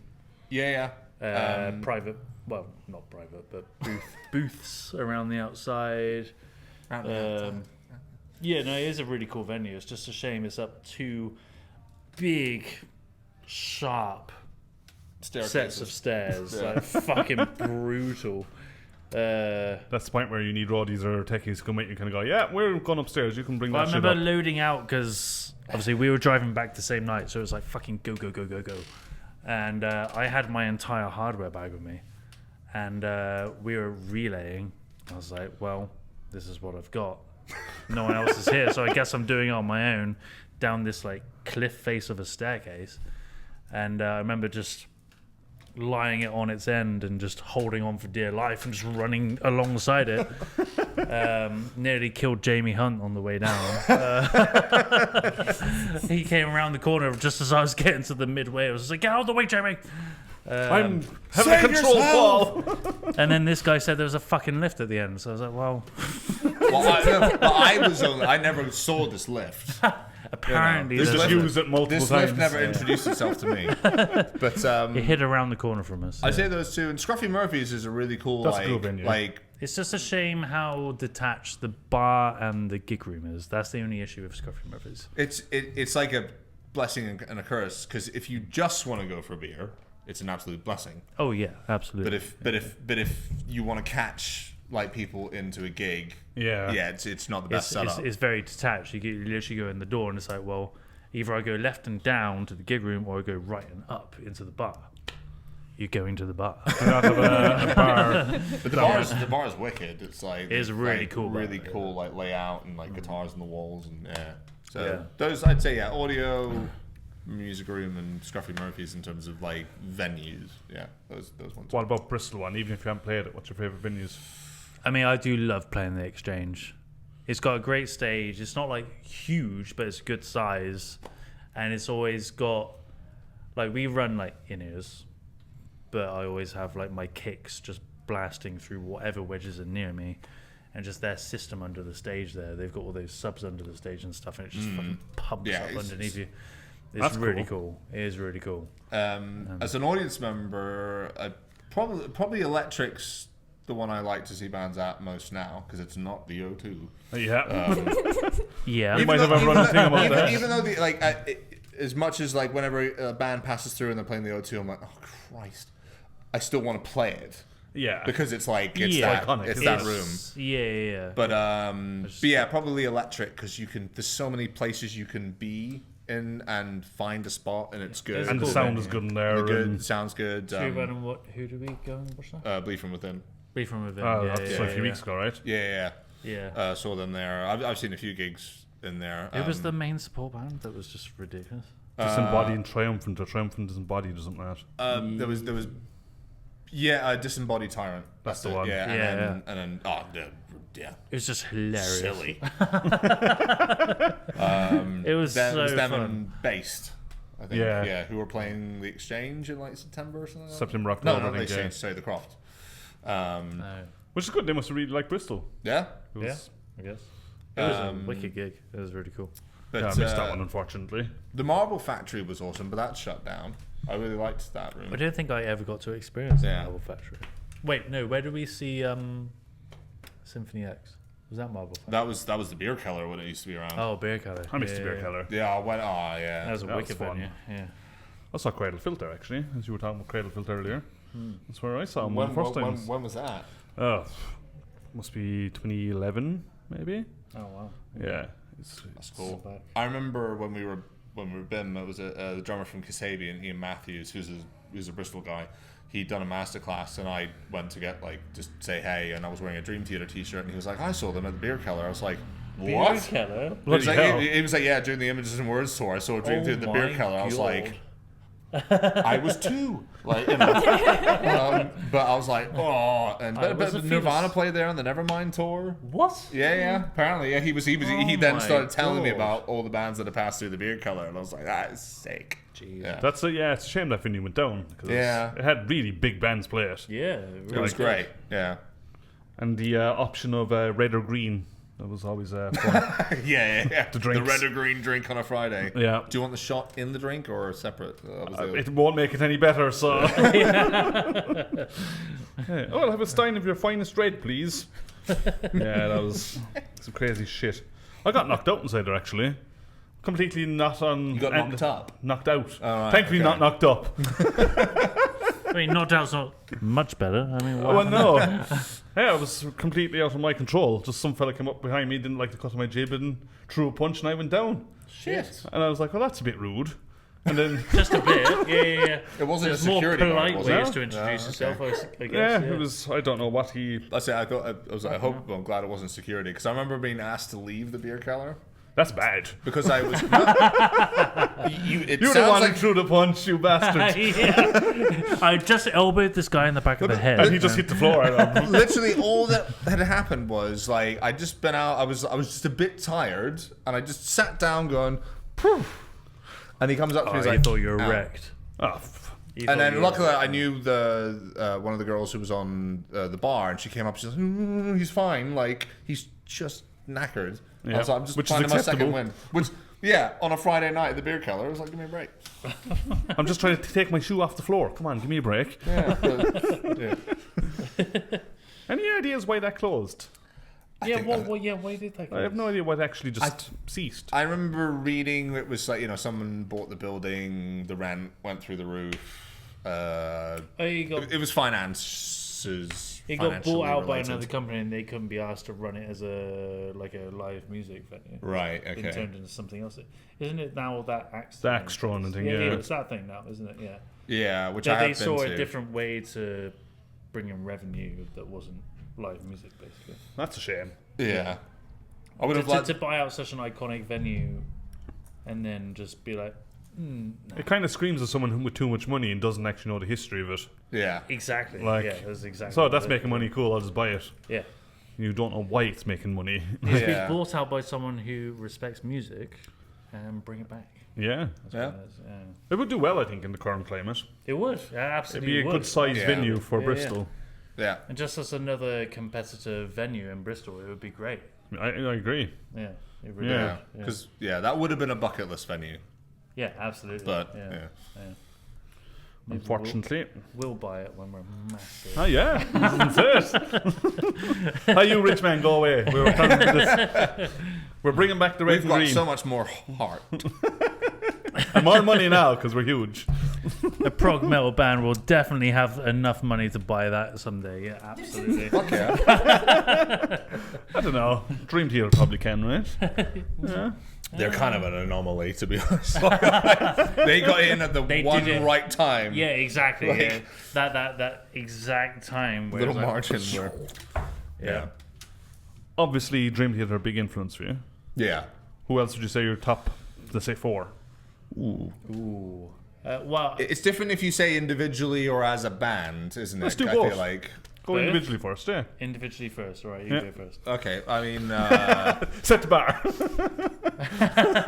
it's weird. Again, it's like because you say people like, who are your influences, and you go, you don't sound anything like that, because Metallica's like the reason I'm sitting here. You know? Yeah. Yeah. Same, basically. When I was growing up, I mean, Trivium was a big thing because they were like of a newer band that was coming out when you're in your early teens. That was like They're fast, they're heavy, the- and aggressive, and Exactly, yeah. Pantera was huge, and then Dream Theater was massive. So that's like the big early first teen influences, at least for me. And then I mean, since then it's been countless other things from Cynic, Symphony X, things outside of metal, Billy Joel, Alan Holdsworth recently.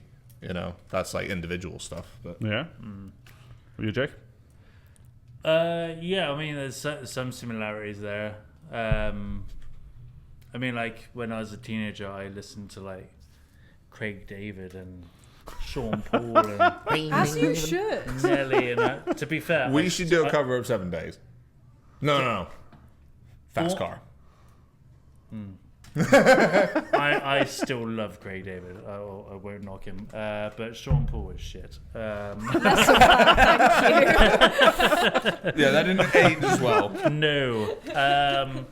But it was Metallica Black Album and Nevermind Nirvana that got me just Sit down converted, there, yeah. basically, and also alerted me to the drums. But in terms of in terms of influence, I mean, Metallica has to be in there, basically. Yeah.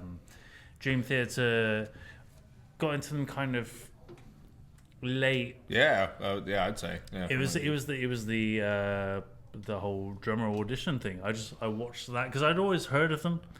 I was always like, oh, they're just technical and bullshit. They're not just metal, man. And then I'll watch, the what do they actually call it? A music Carries video. The Spirit Carries On. Yeah, it was something like that. Yeah, it was called The Spirit Carries On drum audition documentary Audition thing. Yeah, I remember watching that and just loving it. The way they did it was awesome, but also thinking, oh fuck it, I'm just gonna try and learn these songs. You basically learned the audition songs, didn't you? Yeah. Yeah. I was going to say, can you actually play some Dream Theater? Oh drums. yeah, 'Cause that's absolutely. pretty badass. Because I learned Dance of Eternity. For like 2 years, that's all I played basically. Understandably so. just like hundreds of times a day, just on repeat, just rinsed it, and that just completely opened my mind to just all the like metric modulations and or time signatures and all that sort of stuff. And the cool shit you can actually do as the drummer. It just was like, oh my god, you can just like take what the guitarist writes and ruin it. Which To I do this day. frequently to this guy's demos. Yeah, it's like, what would sound great with that riff you wrote? A beat that makes it horrible. Yeah. So that was another awakening. That was like stage 2 awakening, I guess. So Metallica, Dream Theater, Pantera is a big one in terms of just their music, and Vinnie Paul, like the way he played.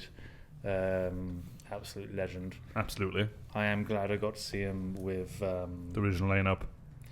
No, of course God, no. not. Yeah. God no! Oh my God! I've seen the tribute. If you want to see the tribute, let's Yeah. call it that. Yeah. Epic. Yeah. I saw them at Download, blew my mind. Then we saw them Yeah. Birmingham. Yeah. I don't know if he even remembers the gig. Here's footage of me just pushing people out the way, being like, Yeah, on the way up, he said I'm not. this Gonna, is on the way to the gig, not even on the way to the gig, he was like, I'm not going to go too mad. Really? You said something along those lines. That was a lie. Because you said like you wanted to like kind of like savor it in a way. Oh right, yeah. But started the buying second 12-pound it kicked, stouts. the second it kicked off, he was gone. I didn't see him again. Gone. Occasionally, I saw his hair and the pitch go. That was about it. Until I stood there waiting at the end, and you eventually just staggered out. Like, whoa. I took it so easy. Came out shirtless, just Yeah, like, he lost his shirt. like a warrior. Joe had lost his shoe. You looked like you'd been in a brawl for 2 hours, which you basically We had. basically had been. And, You were like, it's the best fucking gig ever. Was that the last year? Was last year? yeah, the Yeah. UK tour that they did. Yeah. I saw Yeah. Glasgow on that one. Oh, yeah, It how was- was that? That was kick-ass. 'Cause I imagine that was Fantastic, even yeah. more mental. Yeah, it was pretty nuts. Yeah. But no, I saw Vinny with Hell yeah. Hell yeah. Yeah, we were both At at the that show Fleece. before Oh, we cool. knew This each was other. before we knew each other. Yeah. Yeah. I didn't realise they played Bristol. Yeah. Back that would be like 2014, 15-ish. Somewhere around there. You 14 probably, because that was Yeah. before we knew each other. So yeah, 14, maybe even 13. Yeah, I just That must remember have been a pretty sick experience because the Fleece it's a good spot. it's the loudest guitar I've ever heard. Though you seem to differ on me on this. I don't remember the guitar being particularly loud or quiet. I remember on them that gig. sound checking the guitar and just me just being like, I'm deaf. What did you say? It's just it's one of those things where like you have an experience and you almost don't react how you think, because I was like, the Vinnie Paul's like where that camera is filming, and I was just like, huh. That's him. He's Right, real. and like you almost go the opposite way, Yeah. and I've happened like I went to see Metallica and paid for like the Golden Circle ticket, so Hetfield was like right there, and I was like, Down, boy. Down. I that's what I thought would have happened. But it was almost like I think this is too much for my brain to process. Yeah. So I'm. I love you, really Dad. I mean, chill. James. Yeah, no, honestly, it's like the daddy issues, but it's almost like something so grand, and you're kind of like. Just completely It's starstruck. like too much for you to process at It's the almost time, like your yeah. brain's protecting you from trauma because Yeah. it's too overwhelming. It's called shock, basically. Yeah. I'm going to see Metallica on their tour this year, but I'm doing the Dublin one. And a few of my friends, Irish friends, are going as well, and they kind of started tickets. It's fantastic. And one of them messaged me, went, been eyeing up the Snake Pit. I was like, are you in? I was like, Snake I mean, Pit. I would love to. I was like, but it was like 800-900 quid a That's ticket. so I was much like, money, man. Yeah. I think I'll just go with the vibe 100. in there. No. because That's the everybody who thing, pays yeah, to get it yeah. We'll just be is old and like just Yeah. does that. To be honest, it was the same in the Golden Circle. You had this is weird, but you had skinheads over there beating each other up. You had there was these like group of like women out for like cocktail night, and then it was like me and some other metalheads, and I tried to like get chummy with some guys who were just like not having it, and it was just like a weird mix of like weird. because they're that big that you mix so many different facets of like Yeah. life. So sometimes it can be a bit strange. Did you see them at Slane Castle? I did, yeah. That was a fucking. That gig. was one of the best Sick. I've seen them. That was insane. Yeah, I've only to this day we've seen them twice. We're seeing them in July in London. We're doing the double date. Yeah, the thing. week after the Dublin one. And I'm seeing them in Cardiff as well. So I'm seeing them Oh, you're three doing three triple. times Yeah, in yeah, like 1 week, which I'm like... But Slane Castle was unreal. That was one of my So good. favourite times seeing. I've seen them 16 times now. Oh my Yeah, god! I'm quite a Metallica nerd. Yeah. And 16 Slane was times. probably one of the top. just Really? walking into that grounds was just incredible. Oh, it was amazing. It was just seeing the castle up in the back and the huge fucking stage they had. It was enormous. fantastic. And the sound was just insane. Yeah. It was so good. I love and hate that about Metallica. They're so perfect live. You kind of want them to have a bit of fun and fuck something up, but also you don't. Like it's Why? Well, that's when they do those weird jam things. yeah. That's when Lars gets behind the kit, isn't it? Someone had to go there. It's. I will say this: it's one of those things. Like, if you listen back to the live shit and binge, like it's not perfect by any means. Yeah. But there's vibe. Live shit absolutely. binge. He's the thing that makes it like fucking awesome is that it sounds like he's constantly on the edge. Of fucking up everything. Like, because that was it. That was his pinnacle honestly, time. like, No, yeah. literally. He's just like. Because and Justice for All is without a doubt his best drumming. I mean, I know like it's so edited to shit. The tape like it Apparently, exploded I've got or the whatever Justice it is. box set, Yeah. and I was reading through the booklet, and apparently, like the producer was like, "We edited the tape like you edit in Pro Tools now," and they said they went to print the drum reel to the main 2-inch, and it just went. Like from like the amount of cuts they'd done because he was just going for like for his level such technical stuff that he was punching in so much. And they'd done so many edits. But funnily enough, the bit where everybody is like, "Oh, what about the one beat?" Apparently, like it was like one take. Yeah. But it was all like the odd time and certain accents where he was like, "Oh, Jesus Christ!" Like that hit. And anyways, don't get me started. Yeah. On the Injustice for All, you do a cracking cover of it. Oh yeah, I forgot we did that. Our cover, Yeah. to be fair, I actually love the cover we did. It's of that. really good. You kind of made it your own. Like it's Yeah, and it's down tuned and it sounds way better.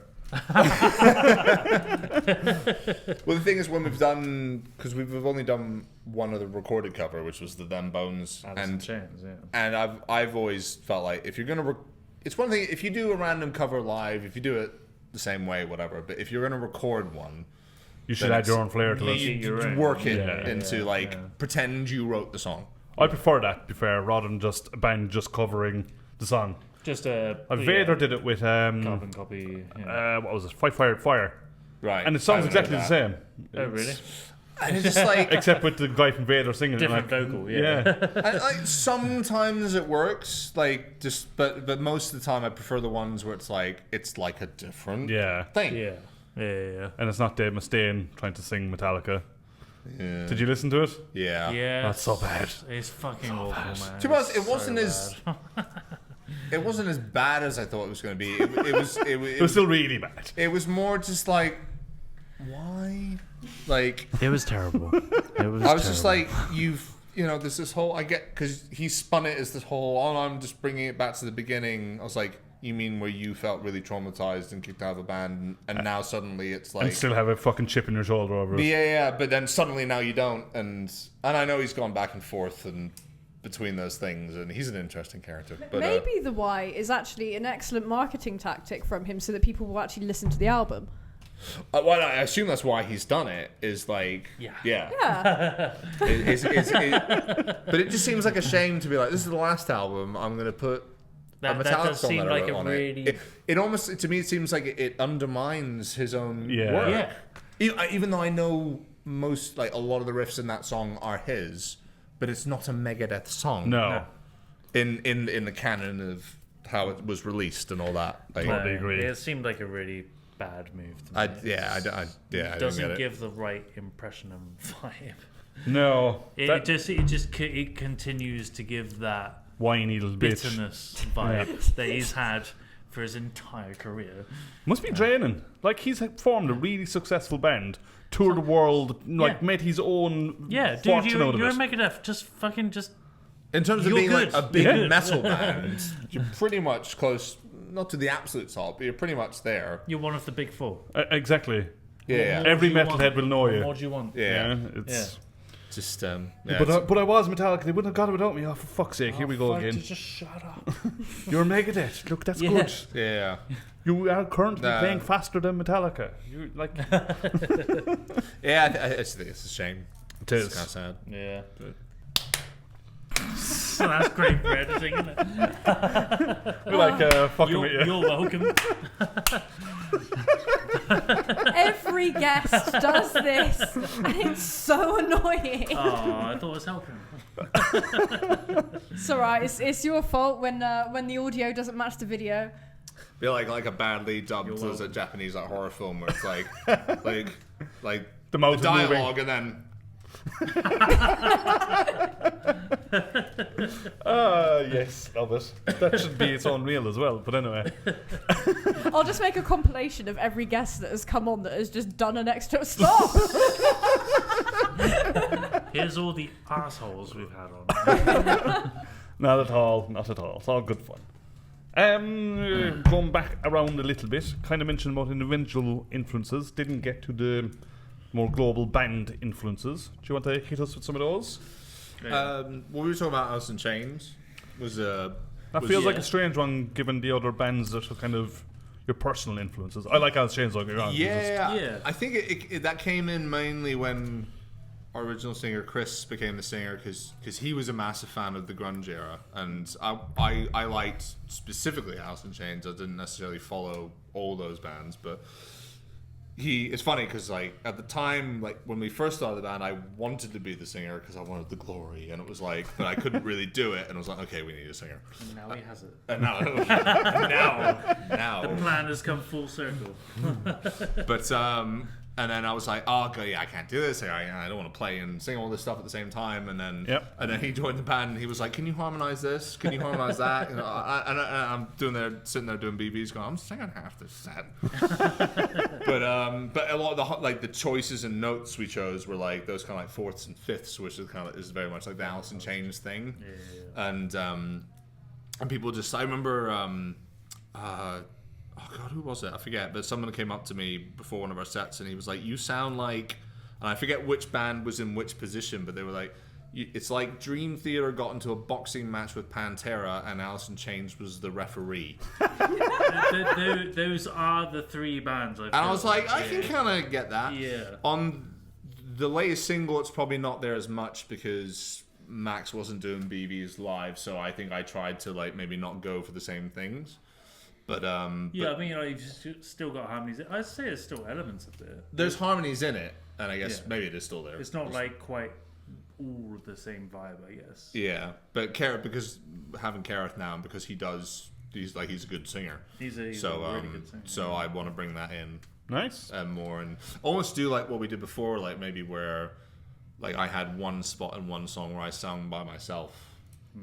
So like maybe Kareth has a bit where maybe his voice comes to the front, Right, maybe, if I let him. It'd just be nice Just to break it up a bit, like and also just especially live to bring back that, because like you said, even just visually, like I don't know why they're both singing.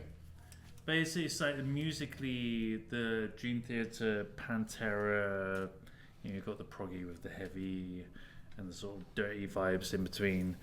The vocal Alice in Chains sort of inspired sound, it definitely was an edge that we had back in the day. Yeah, it was like a slight element that was not common for that kind of band. Yeah. So it's nice to have the option to do that again. Yeah, because I don't want to lose that. I feel like it is quite a crucial part to our overall sound. Yeah. That's cool. Yeah.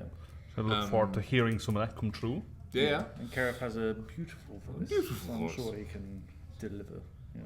But other bands, a band that we don't necessarily all listen to was Nevermore, I'd say. In terms of these, again, it's a personal one, but I feel like I can see it on the band, especially like songs like From the Darkest Grounds. Just that kind of that low 7 strings, slightly proggy but still really heavy vibe. Like Nevermore. Again, I'm speaking for myself, but was a big thing. Yeah, And I I'd have say no idea. I can, in fact, the name of the band, and Endeavour will have we're called Endeavour. Endeavour will have an album called This Godless Endeavour. Yeah, there you spoiling secrets, but like that's basically where it came from. So that's cool. Yeah, so must have been quite fun to play in One Machine then. Yeah, but it's it because like Steve played on that album, and of course. So it was kind of like surreal. Like thinking, oh God, I was listening to you when I was 17, and now I'm on tour with you. But I also know you a bit, so it's a bit like one of those things where you have to remind yourself, like, oh yeah, you're that guy. Have you ever else been starstruck, like from the stages you played and stuff, to just meeting people going, shit, actually it's you? Because you've done Bloodstock, and I imagine you probably stumble across a few there. Not so much for me. I would have thought more for you. I mean, a Bloodstock, because say you're in the VIP area, it's not really where the bands are. Yeah. The Danny Filth was. Danny Filth was there, yeah.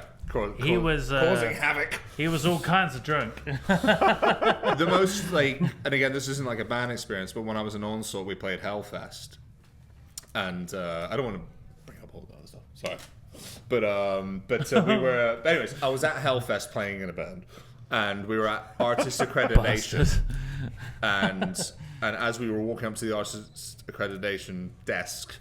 It's Mark Morton from Lamb of God. It's Brent Hines from Mastodon. It's Clown from Slipknot. It's it's this guy from that band. It's that guy from that, because Hellfest always has like a meme lineup. Yeah, it's always ridiculous. And even like the next day, I was like hanging out at the bar. I was chatting with the guys from Butcher Babies, and then it's not Ice Cube. Ice Cube. No, not Ice Cube. From Body Count. Ice-T. Ice-T, yeah. And he's there. I'm like, fucking, it's Ice-T. And then like Jim Root from Slipknot walks past me, and he's like 8 feet tall, and like so that was just a 2-day like. Everywhere I look, like, and I didn't speak to any of them because it was just it.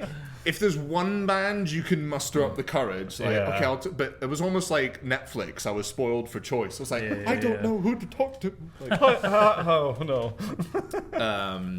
But yeah, I've had a few encounters like that. I remember meeting Jeff Loomis again from Nevermore and kind of be like, can I get a photo? So yeah, a few guys over the years. Yeah. Who would be your dream lineup that you would be on the billing with? So local level and big level. Local level. Oh Christ. Local level. Well, that will be the gig that we do later in the year. Yeah, we've already got that in the bag. Good answer. Yeah. Good answer. I like it. I mean, dream level. I mean. Because I've thought about this and thought about like not just what band, but also what would work, what we would fit with. Yeah, because like as cool as it would be to play with Dream Theater, we wouldn't really fit. It's with like the crowd. It's a sit-down gig. Yeah, their crowd really would be kind of a band. Their crowd would be boring. Sitting here like this, guy. It's great. I'm a great time. Fast forward 5 years later, we're actually doing it, and we're like, sorry. Yeah, sorry. Sorry, future fans watching us. I was exactly the same. There'll be some niche subreddit where somebody's found you talking about it. Yeah. I've just ruined our entire potential career. Bastard. The latest tours they've been doing haven't been sit-down crowds. I think that makes a huge difference. Whether if you have a seat, you're going to use it, and you're going to be quiet. Like, It completely influences the vibe that the crowd is in. When I'm sat, I'm just like, I'm fully in just like comfort, sit. You're also bashing the shit out of the drums when you're sat, so yeah. But to be fair, but when you're as stand-up gig, it's just you're all shoulder to shoulder. The energy literally vibes through you. When you're sat down, it's more disconnected. I do enjoy a sit-down gig. Don't get me wrong, because you can just because I'm old. I get lower back pain when I stand for more than 20 minminutes in one spot. Yeah, I hear you, brother. And I like to just sit. I'm not one who jumps into the pit. He is. I feel bad because we're going to the Metallica shows later in the year. I feel really bad because I've wanted to see Metallica with Jake for so long, but Jake and like the rest of the crew were like, we're going to get seats, and I was like, I can't do that. So we're gonna like drink together, and I'll be like, bye. like for like three, like for like 5 hours or something or whatever. It's I know. gonna I be. was so torn about it because it's less feel for bad. Metallica. It's more for Pantera and Gojira. Yeah. And like for those, I am going to regret sitting. For Metallica, I'm happy to sit. I just am. The other two, I am going to be like, oh fuck! I really wish I was down there right now, not in the pit, but like next to the pit. Yeah. You know, between the Getting stationary crowd and the guys beating each other up, in between, where they're just sort of vibing. That's where it was when we saw Pantera in Birmingham. Like the crowd's like moving. And you don't leave with a broken nose or black eye. Yeah, but I'm not getting punched in the face. That's where I like to be, but I can only I can't do it for too long. I don't know. Maybe it's part of being a drummer. Maybe it's part of being old. Both. I don't know. Lower back just. I think every metalhead has that problem. Yeah. I'm exactly the same. Yeah. In fact, we're going to see Machine Head in Birmingham. No, Cool. near Birmingham, whatever the place is called. Wolverhampton. That's the one. That's the one. Name of the venue. Civic Centre or something. Yeah. I think. I don't know. Yeah. Sorry, I played one of their big venues back in the day, and now I can't remember it. So cut this from. Was that the Queensryche gig? Yes. Yeah. Supported Queensryche. He played in Queensryche. No. You supported Queensryche? Worst crowd I've ever played to. It was a massive crowd and they were so boring. Honestly, a band I used to play in, Await by Design. They're still going. They're based sort of Wolverhampton, Birmingham-ish. We played the Slade Rooms a couple of times. You got the Slade Rooms, Civic Rooms or whatever it's called as the top one, and then the one in between Wolfram Hall. Is that what it's called? I have no Wolfram idea. Hall? It's like the middle one. We played it with Queensryche. As to this day, it might be the biggest crowd I've ever played to. Yeah. It was huge. I remember Not walking surprising. out and just being like, "Holy shit!" I'm glad I got you fuckers in front of me. Yeah. I can sit here and bash the shit out of something. Yeah. Then halfway through the set, I was just like, "Oh, it's." They came to see Queensryche. They came to see Yeah. Queensryche. Yeah, they don't give a fuck about us. They just stood there. Yeah. Oh, you're a band. That's cute. Fuck off. Yeah. Yeah. Queensryche. That was a vibe. Their singer was such a cool. He just. Well, came up- was that when Jeff Tate was still in the band? Yes, I don't know which one it was. He was really guy. cool. He was really. Was he bald? He had a cowboy hat on. I don't know. No, That he, sounds like it was Jeff Tate. he, no, I swear he had long hair. I swear he had long hair. Oh, okay, maybe it was. Maybe there was hair attached to the hat. Todd the Tour then. Todd, maybe. He was They the all other had one. separate buses. Oh, that's pathetic. That's a lot. Also, I didn't think Queensryche were big enough for that. Apparently so. They're now currently in debt and don't own their house. But They've remortgaged 3 times. But back to the question about like who would be a good band support. I think Nevermore would be They would. be a good. that'd be a good fit. I mean, it'd be It a dream would come be. true, but I think it would work. Yeah. I think we have could enough see in that. common and are not the same band. Yeah. Having the And sort also of like they're having a vibe. resurgence, so please put us on tour with you because you're really popular right now. Yeah. You're like, Heard it here first. yeah. We played with your guitarist. But I feel like sometimes people have said, "Oh, you could kind of rub shoulders with not anybody." Like, not necessarily like a full-on black death metal tour, but like I feel like we have elements of different things where we could maybe play with more bands. Yeah, it's one of Then- those where it's like you feel like you're either like it's hard to find specific ones that you can fit into the vibe of, or it's actually a case of like actually you could gig with quite a few different people. That's a good way to be, though. Yeah, You kind of fit in the bill regardless. Harriet are a prime example of that. Right. You can put Harriet. Yeah. You can put them in any billing and they'll work. and they'll just work. Yeah, because they kind of touch with like hardcore and thrash Into and death a some- little. Yeah. So Yeah. yeah. But in terms of like Dream, I mean like Dream Theater would be a dream matchup. Like if obviously if they offered it and we wouldn't be like, well, I don't think we'd fit the vibe. I'm sorry, I'm washing my hair that day. Yeah. So I don't think a crowd would quite like us. No, that would obviously be incredible. John Petrucci, if you're listening, Dude, Yeah, in fact, yeah. Yeah, dude. Portnoy, now that you're I've bought enough back of in your the game. picks. Yes. Yeah. you're the reason I play this stuff. Yeah. Yeah. No, that would be, regardless of thinking like, does this work? Dream lineup, like it was supporting Dream Theater would be. Yeah. And one other, who's the 3-bill act? Who is it? I mean, I'd love to play with Alice in Chains. That'd be cool. It'd be really cool. But how realistic are we talking? Doesn't have to be No, realistic. it's Dream. Yeah. Dream. Not realistic Oh, yeah, at all. obviously. Okay, so yeah, if it's ridiculous, it's like Metallica, Dream Theater, Meshuggah, Nevermore, and us. That's the lineup. Yeah. That's what I'm thinking. Interesting you say about Meshuggah, because in your new single, I got some vibes of Meshuggah in that. It's Actually. got the Meshuggah bit. Absolutely. Yeah. It's funny because like besides the one part that is Literally the bleed rhythm. I see it more as a Gojira thing Okay. in a way, because it's not the whole typical crossing the beat thing that they do. Yeah. Whereas the kind of the more tight machine gun, loads of rapid, because it's funny with Meshuggah, like Bleed is basically the only song that Which is is that. Yeah. Whereas Gojira do that way more. True. Now that you've mentioned them, actually Gojira would be kind of Actually, an that would ideal, be pretty sick, an yeah. ideal Yeah. support slot. Yeah. Yeah.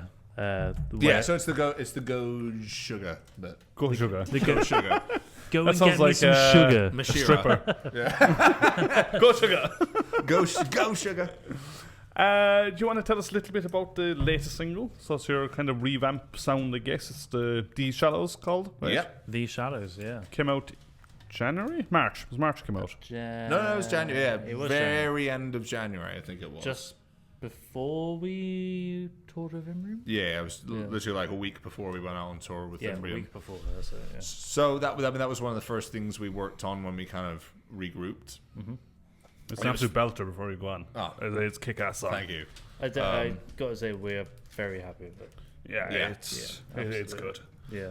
And it was fun. I think I was just flipping through some old like videos of like riffs and stuff. I think I might have been just going through my old Instagram clips when I just used to play like, here's a riff, here's a thing, and it was less like thinking about the algorithm or whatever.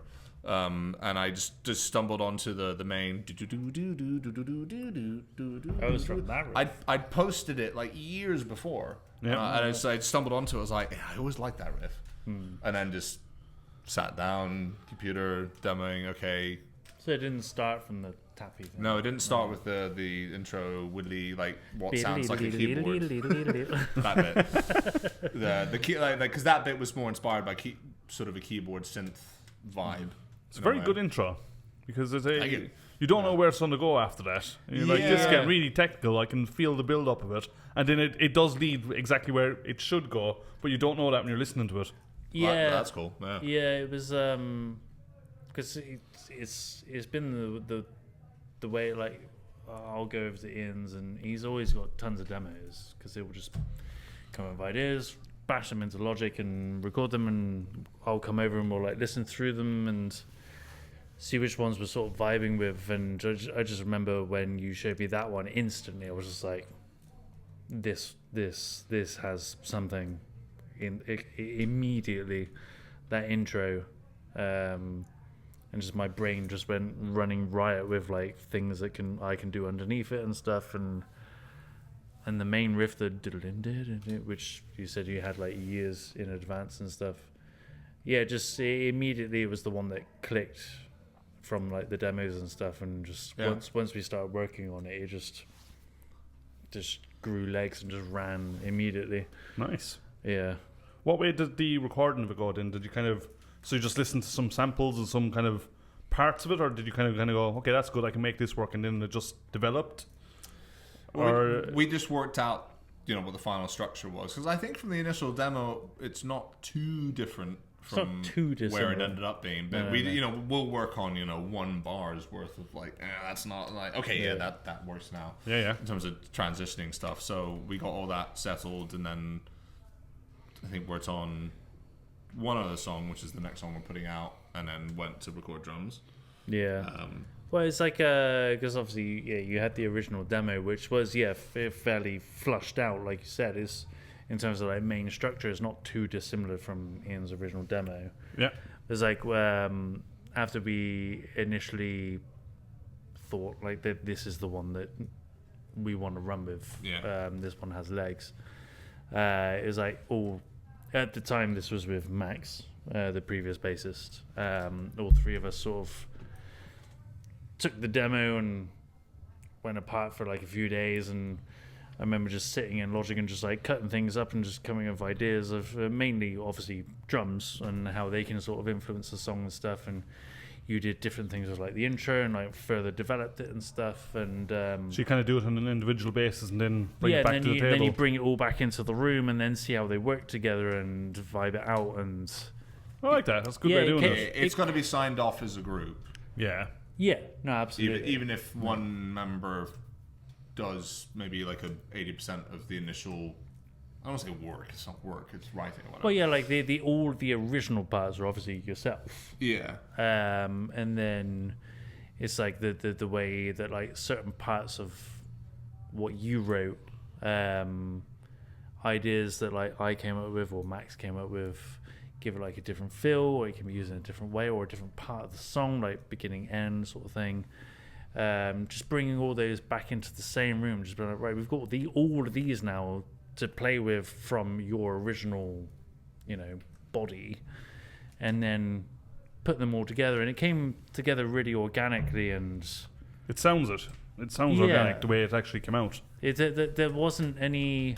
The only part that really took a bit of, not grinding, but like just a bit more work than the rest was the Go Sugar or whatever we've just called. Because originally that was just a repeating part. It was really like grinding, wasn't it? And you were like, let's mess with that a bit. Yeah, I'm thinking, oh god, like like yes, I need to play it live. Shit, yeah. Also yeah. Yes, I remember we wrote it and then we finally settled on what it was, and I listened it back. I was like, I need to fucking learn What have we done? Yeah. We're gonna have to learn this every time we fucking play it. What have we fucking done? Oh my god. Love it. So yes, you released it. I think it's done well. I really like it. It's a great tune. Does that mean there's more being developed? So we had the second or third draft of a video that we filmed the video for the next song. Oh, cool. Our first like proper video. Not like, because we've had a couple of lyric videos now. Well, we did a lyric video for These Shallows, and then we've done one for a previous song. Yeah. But this will be, we're actually in it. You actually filmed in Bristol, filmed around. What school did we film it at? So I filmed it at a school. Yeah. Bad start, guys. We weren't supposed to tell people that bit. So like the general vibe that we were sort of going for was that we needed like a wide but dark space where we could use really like dynamic lighting. And I ended up renting out. A dance studio, wasn't it? Yeah, so like a dance rehearsal studio sort of thing in this rather posh school. That must have been a weird request for the principal to get. I mean, can we shoot a video in your school? What? They were just like, I think whatever. it happens more often than I suspect it you must. think. Yeah. No, because they're on this website where because they're a very well funded school.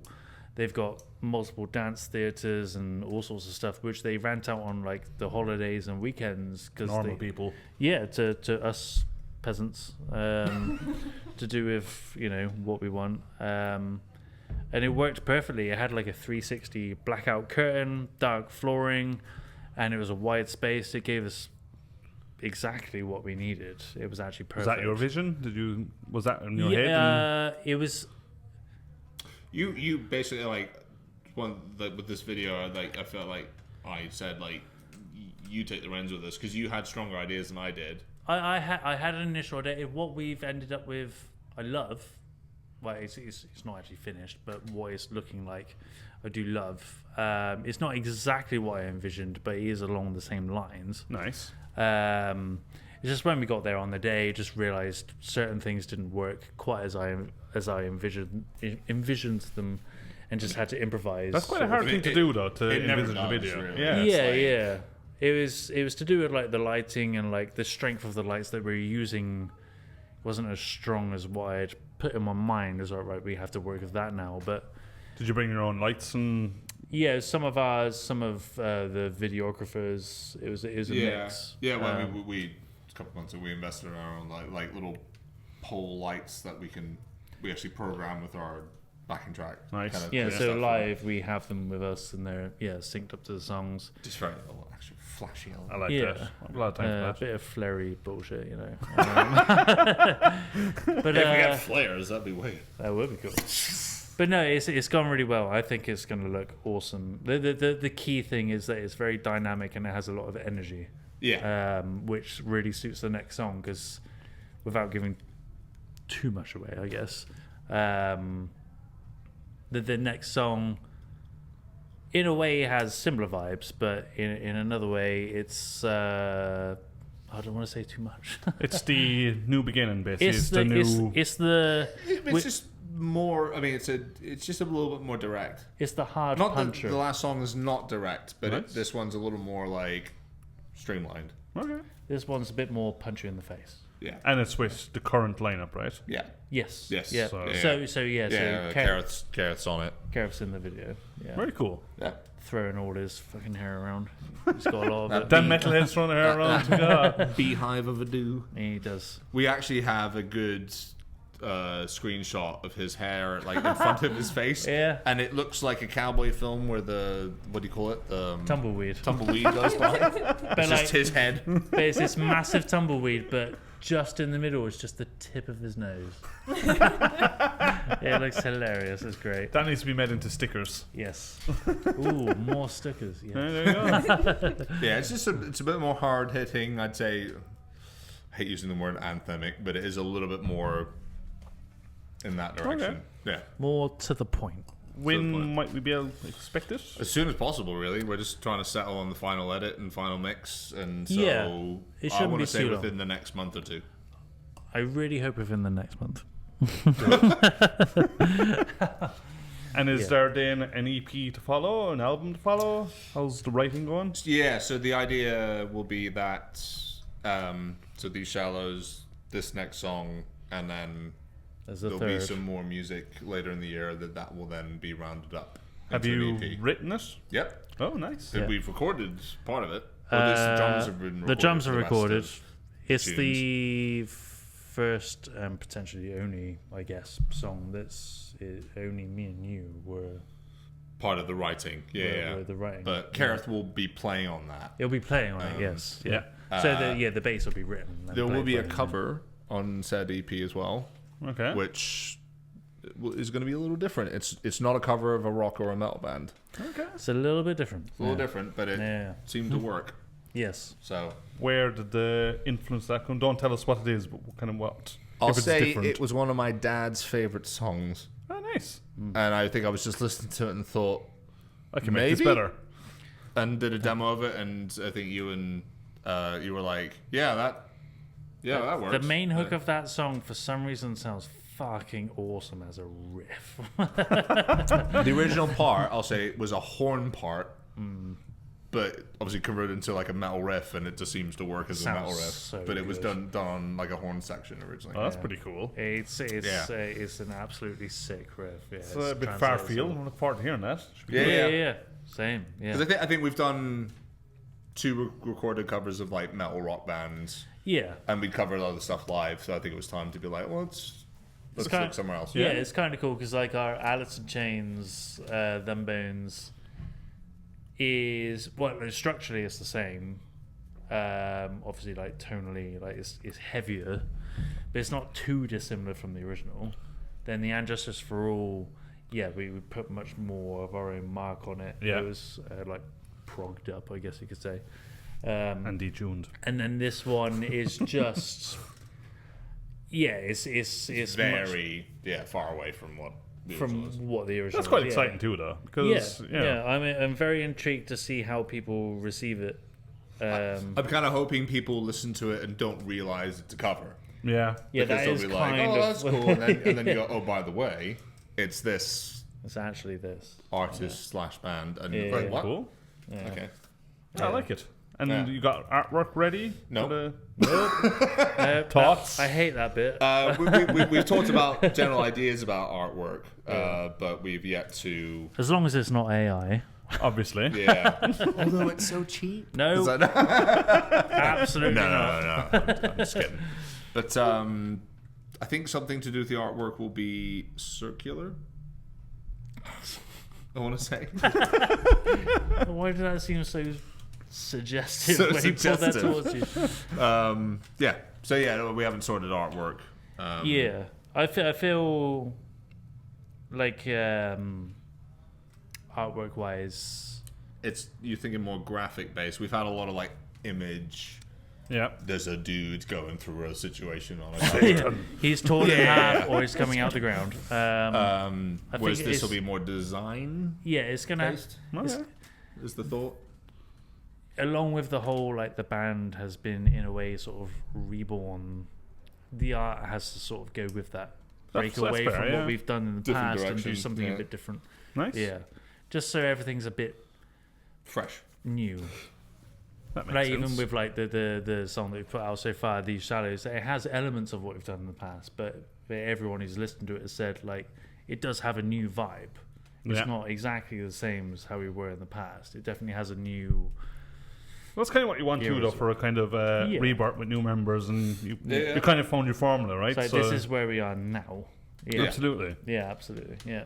I mean, Cruelty Circuit did it. If you go back a few episodes, many episodes, Yeah. they'd released 2 albums, 2 EPs, the yellow one, the red one. Just never I'm living that one down.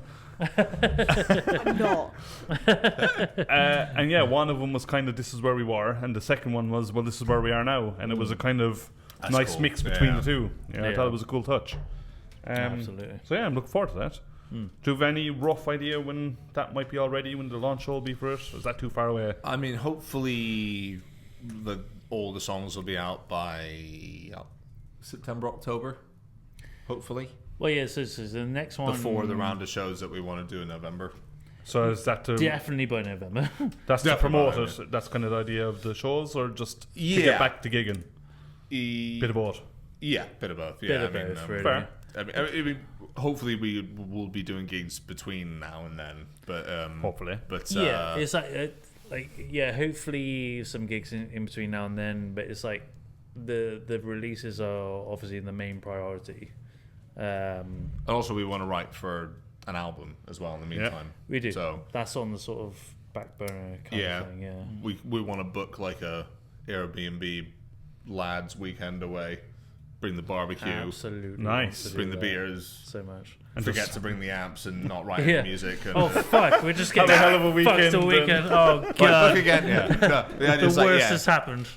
go away for like I mean, for a whole album, probably need to do it a couple times, but like, yeah, very Black Sabbath-esque, isn't it? yeah, Book a house just- somewhere and Yeah, just a writing escape. Yeah, I've Yeah. always wanted to do that. I've never done that sort of thing. I'd fucking love to do it. yeah. I think I would personally struggle to kind of go write something now. Well, it would still be a similar vibe to what we. Like you bring ideas in, Yeah. and then you go through some things and you go, oh, that's good. 'Cause, like, Let's You you know work when on it's that. going to be. So Yeah, like Ian always has a massive bank of just like little bits that he's come up with here and there. So you've already got that as a base to sort of pick and choose from, and then it's getting into the room and then sort of vibing it out and sort of stuff. I think it could go really well. I think that'd be real It's cool. just as long as you don't get too fucked. Don't eat too many steaks. Yeah. You should film it as well, and in years to come, you could release it as a. Oh, I'm trying to film more What and won't more be stuff these DVD? I days. know, I hate it. This is the generation we live in, boy. Yeah, I know, everything's online. You haven't even yeah. noticed that camera, or the one over there. Wait, what? I'm kidding. It's only that one. The back of my head this whole time.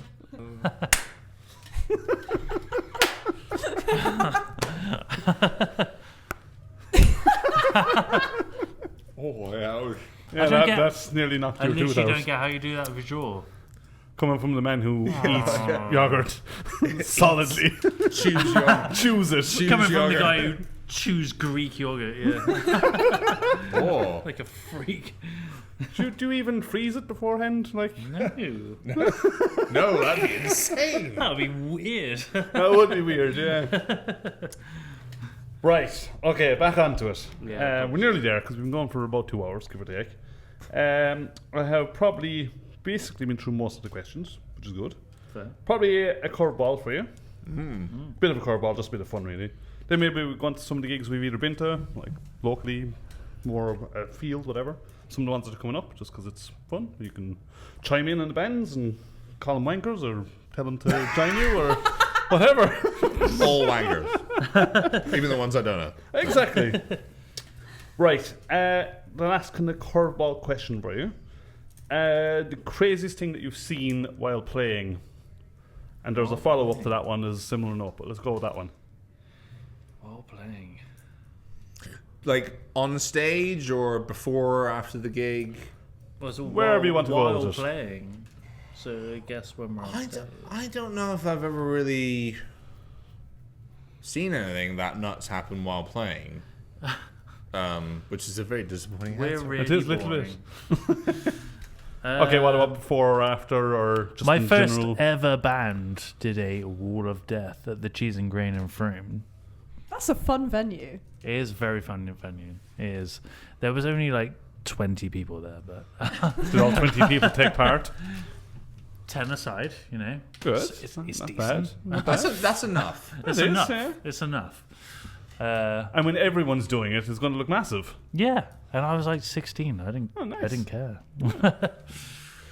I even had 2 bass drums. It was pretty cool. It's the only time I've ever done it. But you do have double bass, you just have the double pedal. It was that. It was. I had 2 kicks, but I had a double pedal on the one kick. So it just looked cool. It looked awesome. I wasn't actually All using that it. matters. I mean, yeah. I It was agree. all for the aesthetic. I remember when we played the Wheat Sheaf in not Oxford. Was this the first time we played it?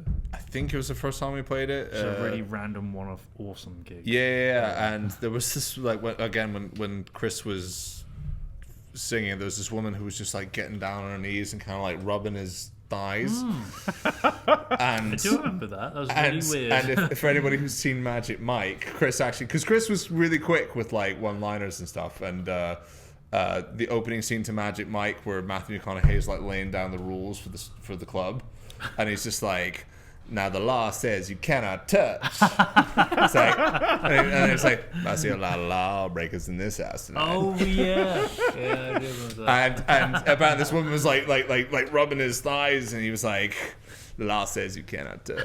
like, so as far as one of our gigs goes, that's probably like That's pretty good. one of the best I've Yeah. seen. That was. He used to say some funny shit on stage. Yeah, I remember being in like doing a gig in Prague, not us, another band, and same thing. There was like a woman like rubbing thighs, and like and then afterwards she was like running up to the tour manager, being like, "I want you." And I need to wear the trousers. like I need to wear your crotch on my face. Like, right? So, but yeah, there's not been too much like weird stuff really. We play prog metal, man. Yeah, it's like it's, Really wish I could say more.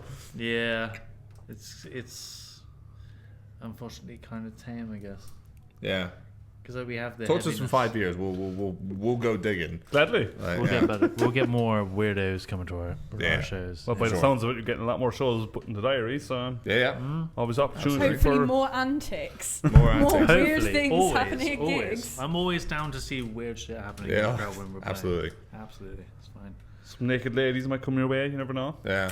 Actually, at the Manchester show, we were sound checking, and there was like the drunkest guy in the room. Oh, At sound check. God. At sound check, At just like, sound check, yeah. like Oh, beer wow. spilling It's like everywhere. 4 in and, the like, afternoon, and Yeah, dude on a is Sunday. gone. Yeah. And I was like, we must sound pretty awesome. Yeah. Or it doesn't matter who's playing, because he's at that level. He doesn't know there is anyone Yeah. playing. No, yeah, he doesn't even realize there's music on. But That's he's- just the inner monologue, right? He's just vibing. yeah, seemed to enjoy it. He really did, yeah. Yeah. He was gone. Always good. Yeah, always. I think I'm out of questions.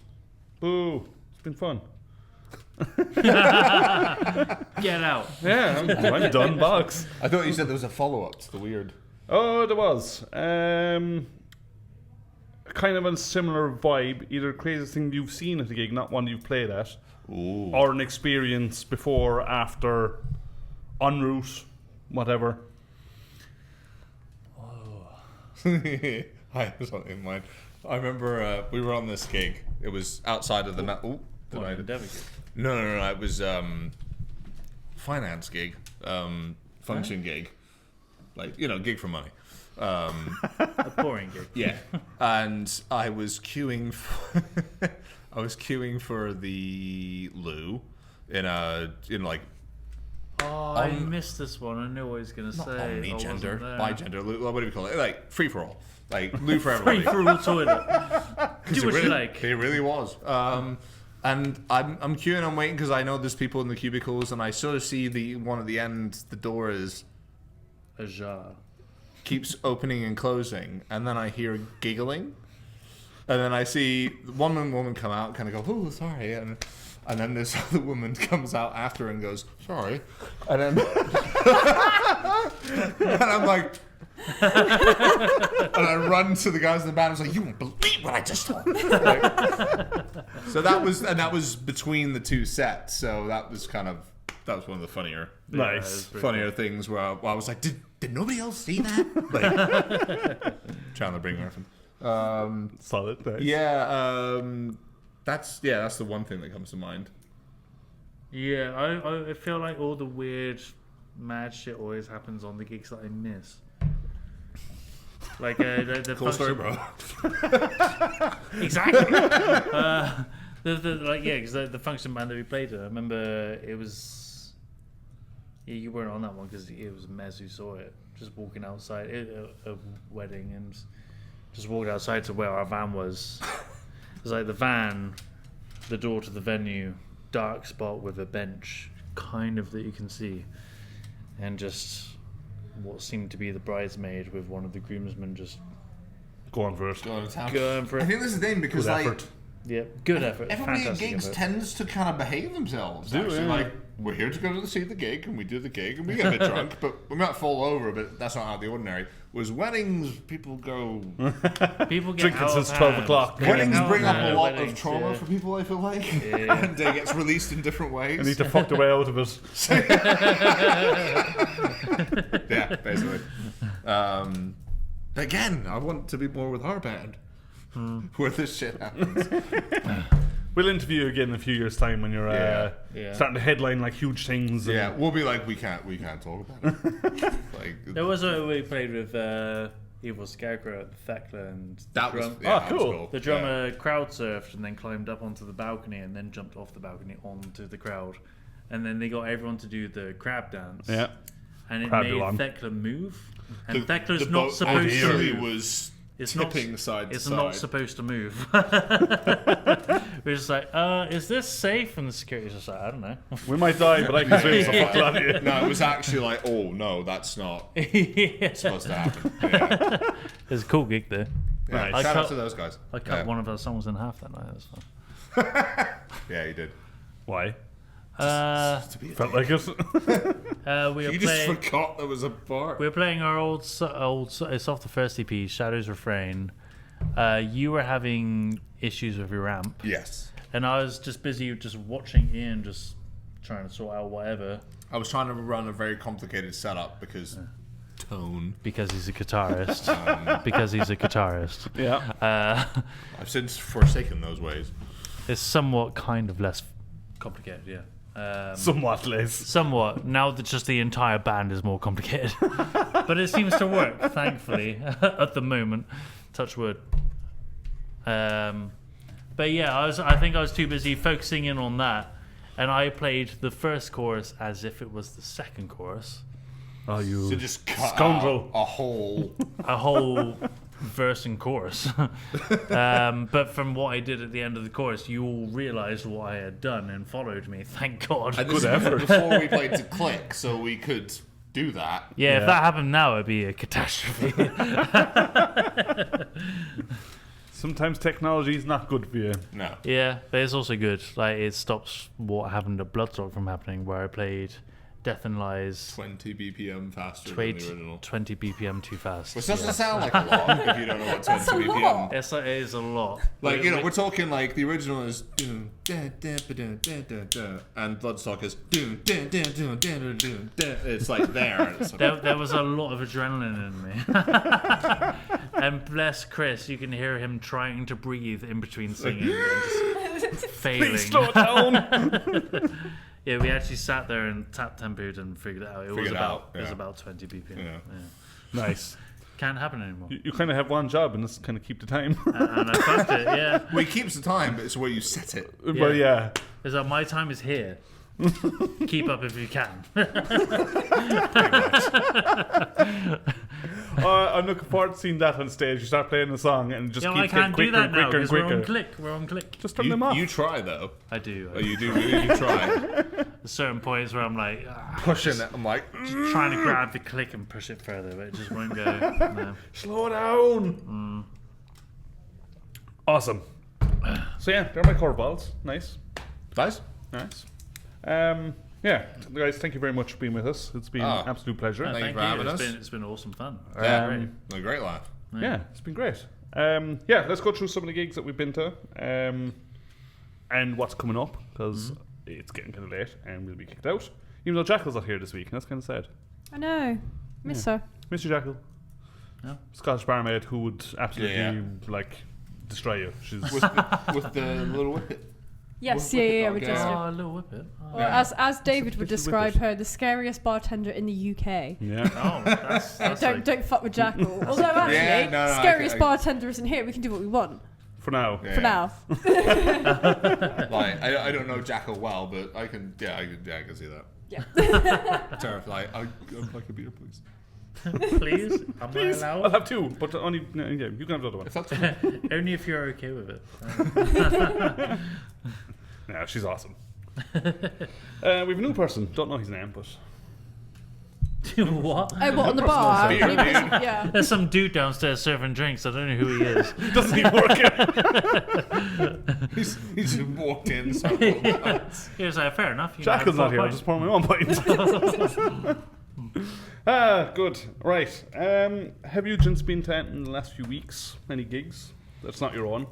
I'm just trying to think of what I think the That's last the gig I went to. I was at was the Bleed From Within gig. Nice. That's probably the same for me. I think. Was the last metal gig I was at. I don't think I've been to any gigs full stop since then, because we were gigging and then Life. doing other gig at Life and Yeah, and like doing the like function band yeah, weekends the and paid stuff, gig gets thing in the and way, the one that pays bills. the next one I have on mind to book or to buy is the Car Bomb tour in November. Or Oh, whatever. you're wearing the t-shirt. Yes. Yeah, so Yeah. because they're just like Ridiculous. they're hilarious. Like I really like appreciate bands who like it's still brutal, but we're like we're gonna just mind fuck you because it's like very avant garde, and I just like that. Like it never settles into like oh yeah, now here's like the regular bit. Yeah. They're just like nope, Nope. and I kind of really appreciate that because we don't do that. Like No, we don't. and I, You sound disappointed. You sound like amazed that we're not Oh doing. no, Of course we're not. that's not my vibe. Because like again, like, I've been listening to loads of Alan Holdsworth recently, and in terms of like if you get into like harmony, he's like way outside of what you would consider traditional. Even in the jazz world, it's outside of that. In terms of like key, yeah, Who needs a key? fuck you, yeah. They're kind of like tempo, yeah. Screw Oh you. yeah. So the temperature just goes wow. It's, But I was listening to a few of the tracks. I was just like, but it works. There's something cohesive about it. Yeah. Which is, and that's the thing I kind of look for from that kind of music. Is like, Yeah. there's some stuff I hear and I'm like, this is just mental, but I'm not connecting with it. But for some reason, there's something that is like cohesive about it. Nice. Anyways, yeah, that's the next gig I'm on mind that I'm looking forward to. Yeah, but I'd like to try and. I struggle to do it because I work a boring Monday to Friday job, and we do like the function band and as well as Endeavour. Yeah. So I find it hard to make myself go out on like the weekends and stuff. But I would really like to get out to like you said, like the Sunday events that happen like here and stuff, to see more of the local stuff. I would like to get more involved with that and like the jam night sort of things, like what we went to at Mr. Wolf's the other week. Yeah, going to like jazz fusion jam nights and that kind of stuff. Yeah. Because So we went to music school. I know how to instrument. 2 chords? Yeah. 3. Ooh. Dumb boy. They didn't teach you the third at BIM. You have to find that out yourself afterwards. Like, Do simple things well. Outside the realm. Yeah. Unless it makes you no money. Yeah. What are you guys going to check out soon? Well, the one I've been to, the only one I've been to in the last week, was Zaichi, and I'm going to apologise again because I definitely got the name wrong. It's a Polish word. No idea how to pronounce it. It's I want to say Zaichi. Try. It's not. Spell it. Zychie. Oh wow, fair enough. And it's not Zaichi. It's not Zaichi. No. Aye. Zychie. Yeah. Where did they play? They played at the Croft. Cool. Okay. What kind of stuff was it? They're Black and Doom. Black and Doom. So they got the shriek blackened vocals and slow and heavy Fucking slow doom, Yeah. and it is glorious. Really? Is It's it? glorious. I heard a band today. I'm gonna find it on my phone. It was like really doomy. You guys talk amongst yourself. Well, But, I will. But it was like a doomy thing, and it just came on shuffle, and I was like, "This is fucking savage." The reason when I hear Doom I recoil is because in 2015, 16, I want to say, my mate won tickets to the Stoner Doom Festival in Nottingham, HRH Festival, and took me and Max, the previous bassist in Endeavour, along. It was a hard travel. I was on the back of his motorbike. That sucked.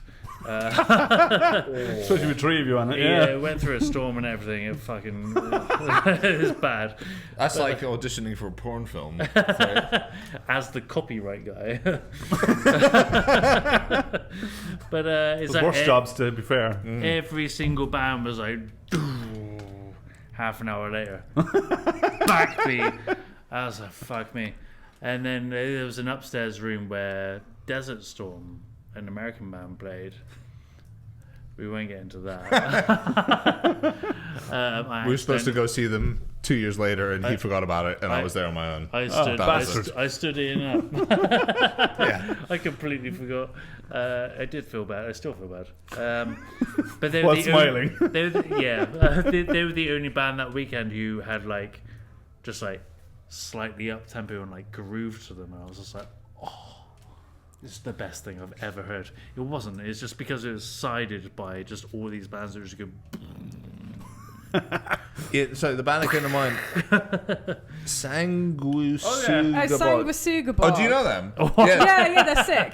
I just heard them today, and I was like, "What is this?" They're definitely not Doom. Yeah, Wait, what's but their it was name? pretty like it had that I can't even Yeah, say yeah. that. almost like the Sa. tone of San. the doom band. San, Gui. Oops, sorry. Gui, Suga. Suga, Bog. Sanguisuga Bog. Sanguisuga we go. Bog. We had a really funny Sanguisuga one with Bog. this. So on the normal episodes, we Put don't that have on the an shirt. interview. Dave of Black City gives us the album to review, and he gave us their one. And the first thing we put back into the group, and he gone, "How the fuck do we say that?" And he literally just went, "What you did, Sang, San. Gui." Suga. Bog. Bog. Sanguisuga Bog. But yeah, that came on today, and I was like, "This is pretty wicked." Like, it's not necessarily my usual wheelhouse, but I was like, "This is cool." Like, almost obituary guitar tone. Yeah. Like, yeah, it was cool. The obituary Mental. has been brought up a couple of times. I have to mention when we saw Bleed from Within. No, Testament. Yeah, yeah. They Oh, were, I was there. yeah. Obituary Beacon. stole Yeah. the fucking show. Yeah. They Wow. were They were amazing. awesome. The lighting, it was just like so simple, but like kind of all on. Is it? What's the singer? It's not Trevor, is it? I forget the singer's name. Do not ask me members of band name.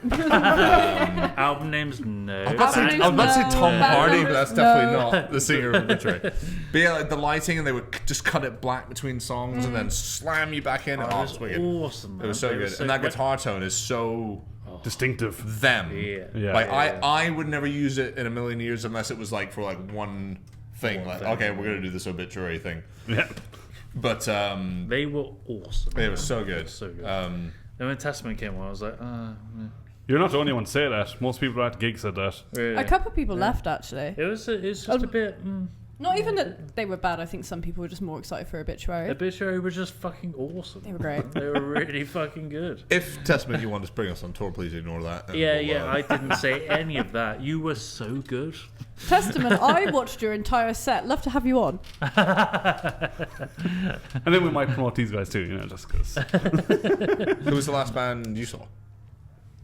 That function band on the weekend.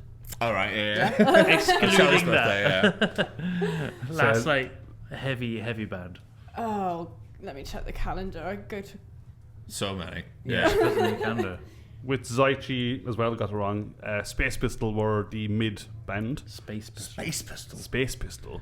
They were like a grungy alt metal. They were 3-piece.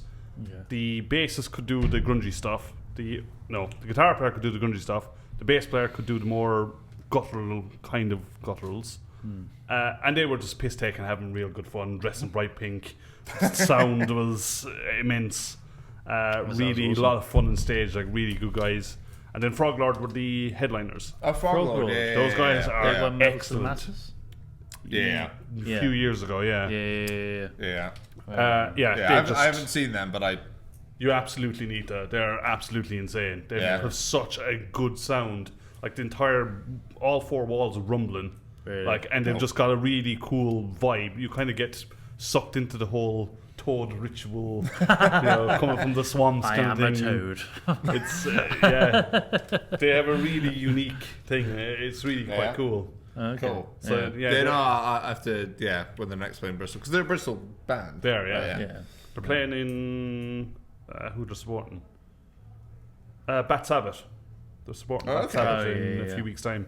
Yeah. Which is Cancer Bat's alter ego. Of course, yeah. Is that in Bristol? Yeah. Right. Oh, very nice. So yeah, we'll mention it in a few weeks' time to see if it might be. I thought it was a tuned real live. shame when their original guitarist quit, because I'm not I don't follow Cancer Bats, but I'd seen them a couple times. Yeah. And then when they switched guitarists, I remember being like, it's different. Yeah.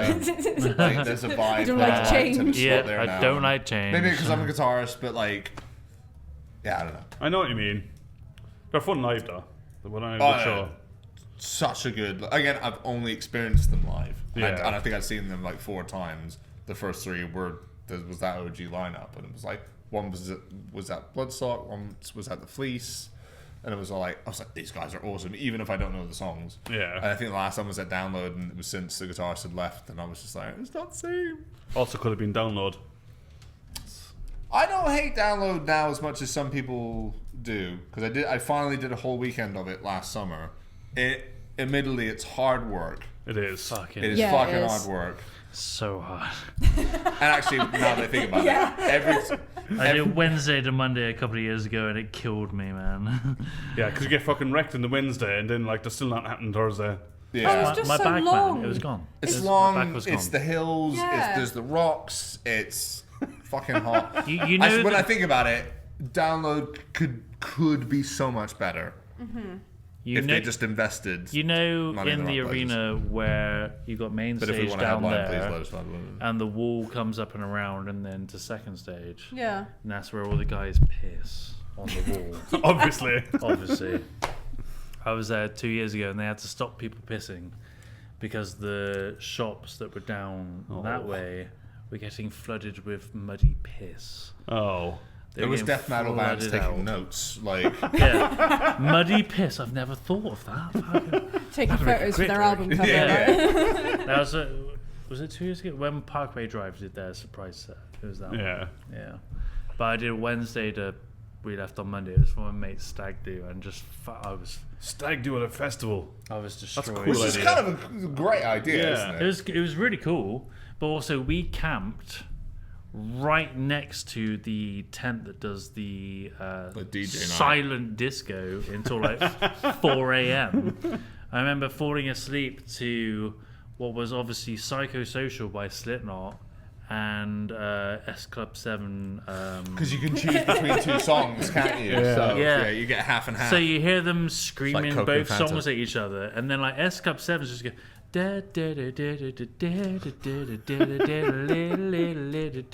Psychosocial, just out of fucking nowhere. You're just like, Jesus Christ. At like 3 a.m. trying to go to sleep on a slight hill. It crippled me, man. One of the times I let download, set up my tent and woke up and there was a pool inside my tent and my phone was floating around in it. I'm pretty sure it wasn't water. And I'm pretty sure it didn't come from me. It wasn't mine. Oh, God. Tom. Yeah, that was Someone else's piss. Yeah. Well, I hope they're hot. Yeah, did you? Where they fit? Who knows? Who knows? Yeah, that was not fun. Yeah. But, yeah. God. There we are. Jen, do you want to see us through some of the gigs that are coming up? Because my phone is broke. I now have Please do. What, local, 17 lines local of gigs? Local gigs? Local local gigs. Yeah. So we are starting from Friday the 15th of May. That is the day that this episode comes out. So you can go to the Exchange. You can go see Bind, who are metalcore, Locus, who are hardcore crossover, Toothache, who are hardcore, and Derail, who are new hardcore. You can also go to the Exchange. You can go see Breathe/Rust, who are metallic hardcore. Peace Lily, featuring my dear friend Big Gay Neve. Big Gay Neve. Big Gay Neve. That's how you can do it. I don't know who this is, but Big Gay Neve. She loves it. Neve, we'd love to have you on. do it. They are hardcore. We've got the Big Hell, who are noise punk, and Level Threat, who are Bristol hardcore punk. That is at Shreddenham's. Shreddenham's. Shreddenham's. What's that? Oh, Shreddenham's. The skate park. Oh, yeah. That Oh, place the Debenhams one was. in In where Debenhams. Debenhams was. Yeah. Oh, yeah. Awesome yeah. little place. Yeah. It looks really cool. I can't wait I've not till been in there. But Because I think they're trying to do that up for a venue. Properly. They- I know they they're do- doing gigs, but they're like, trying to do it They do up. like merch prints and stuff. Yeah, as well, yeah, don't they? Yeah. Yeah. It looks Anyways, really cool. sorry, interrupting. No, please on. do. I love it. But yeah, go watch Big Gay Neve. Go to Shreddenham's. Big Neve. All right. I'm guessing you know her. Her name would be Neve. How did you know? Sure.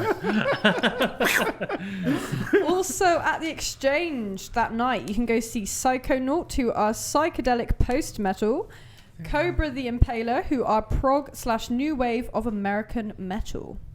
A Right. lot going on there. Okay. A lot yeah, going a on lot there. going on Belgium, I there. think.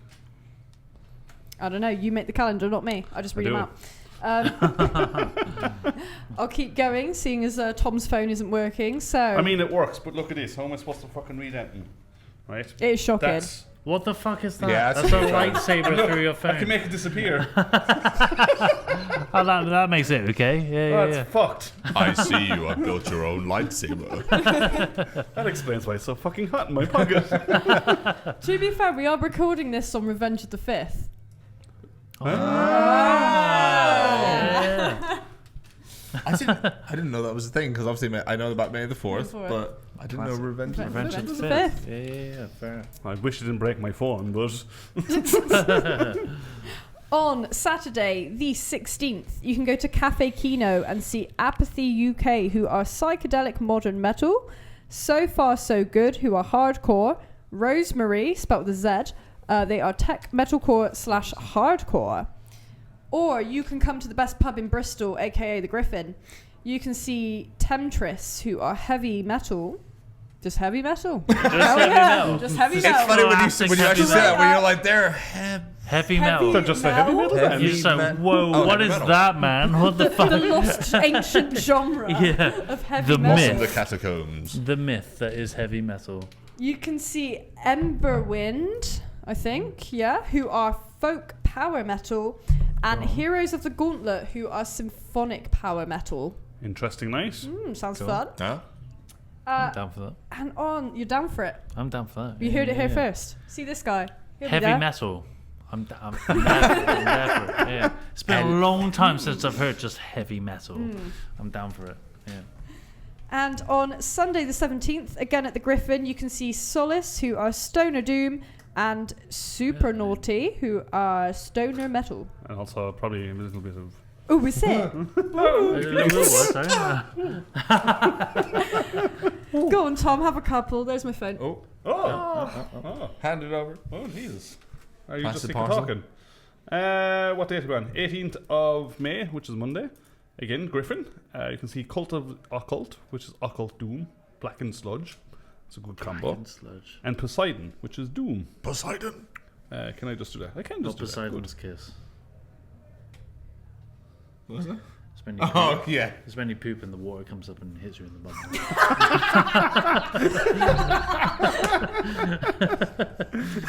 We all hope for that moment. Nice. Tuesday, May 19th is... There's a lot going on in Griffin this week. High Desert Queen, which is Stoner Desert Rock. And Abrams, which is heavy rock, but I'm not too sure. I couldn't find out much about him. Again, I think there's a festival going on, and John gets some of the bands going. The Books Fest or something like that. I don't know. I don't know. There's something going on where he's getting some of the bands from him, and that's why there's so many coming.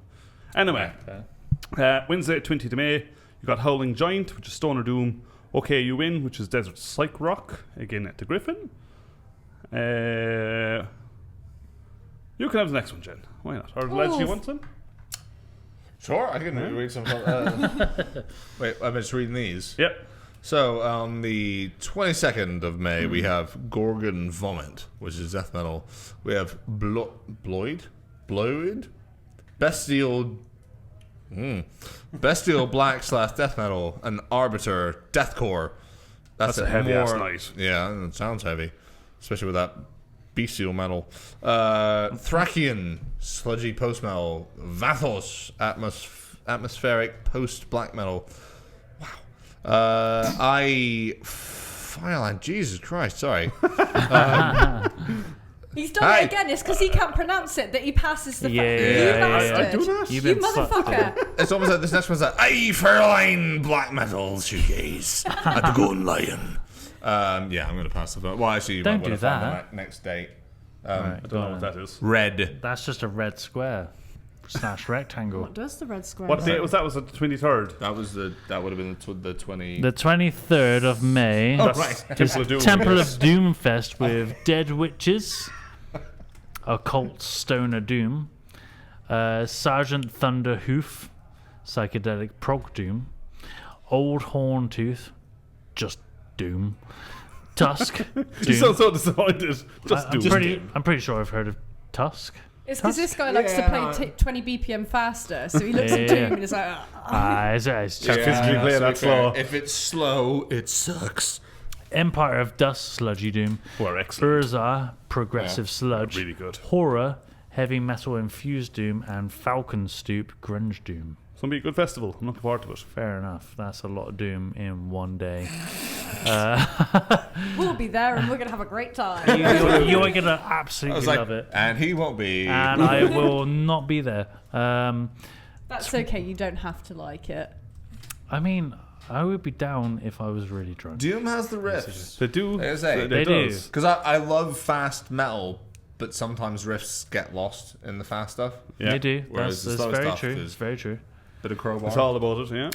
24th of May, an afternoon of rock club evening for over 30s. This is Oh, I we're love the allowed to go concept. to that. It starts at 3 o'clock and ends at 7. So you can go and have your dinner afterwards and go to bed. After getting fucking tanked up in the afternoon. That So is- you get day drinking and you That's get to go home. perfect. But That's over perfect. I'm sorry. We're better than that. No, we're written off, mate. We're written off. We're done. We're dead. We're basically dead.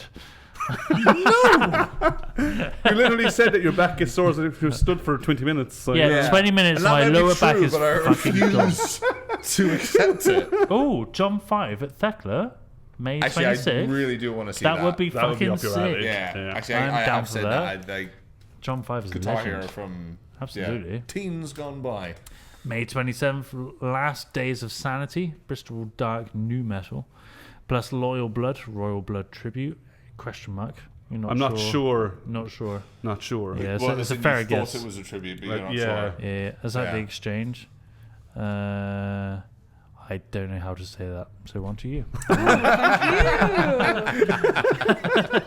Voliere. Voliere. Voliere. That's as good a guess as it's going to Yeah. Voliere. They Voliere. are Slam Death Grind. Porn the Gore, who are Porn Grind, funnily enough. Right, Hintful. Porn yeah. grind. Porn Porn the grind. Gore, who That's are nasty Porn shit, Grind. that I mean, what's What porn is without porn the grind? What is porn grind? Maybe Some come good to the time. Griffin and find out. Just a simple what good day? night. 28th of May. I'm going to find out what porn grind is. Yep, Thursday 28th. You've heard it here first. We can find out later if you want. So when you just go... No, I'm not even going to say it. On that same gig, there is Rosetta Twist, who are grindcore, and Priest Crippler, who are cool, and they are grindcore. Priest Crippler. They're a good band. It just tickled me, that name. That's pretty good because like I've seen some band names where it's a bit like It's like too much. it's like not that it's too much, but I'm like it's just over the top and uninventive. But that Priest Crippler. Chris, that is good. It's simple, and it's almost one of those like, how did I not come up with that? How did I not think of Priest Crippler, man? I would have never That is good. thought of that. One of the ones for Bristol that I really like the name of is the Bear Pit. They're a metalcore band. Yeah, That's I know, that's cool. Yeah, It's I know. called the Bear Pit. No, they're called Bear Pit. Yeah, Hugo's in that band. I've known Hugo for years. They're really good. They're excellent, Yeah, they're yeah. really good. It's like it's not like there's not that it has to have guitar solos for it to be good, but like it's not just straightforward hardcore. Yeah. It's like it's got a couple of different elements. So and I always appreciate that from any band. I always like bands that have their genre and they do something slightly outside of it. Like To fuck with a little bit. so, I like do get you. if a prog band has a hardcore section in it, I'm like, fuck yes. Yeah. And so if a hardcore band has like a guitar solo in it, I'm like, fuck yes. Yeah. Yeah. I agree.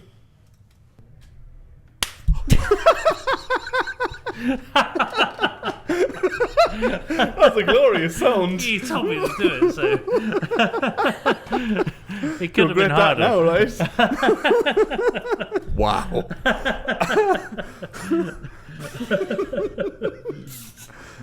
Anyway, Jen, would you like to continue? The final two gigs we will talk about today. On Friday, the 29th of May, at Shreddenham's, you can see Priest Strangler, so not Priest Crippler this time. Okay. Maybe they're friends. They are first wave of black metal. We have... Which is something you don't see in the modern world anymore. The initial wave. Well, they're obviously mimicking the sound. How do you Which- know? Have you seen them? No, but I assume that's what they're going to be doing. They could be really old. They could be It could be. 80 years old. Back in my day. We were there at the beginning. Is that even possible? Can you burned be the- young and be 80? Like in terms of like from that initial wave of black metal? They're that old. They've been around for that long. They've managed to stay underground for that long. They were the original It's first the wave of black original. metal. They burnt the first church.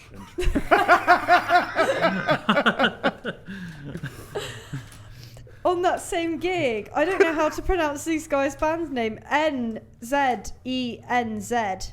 Where's it? Zens? That one. Zens? Oh, yeah. yeah, wow. Zens. Zens. Zens. It's a silent N. Maybe. Zens. What is Zen.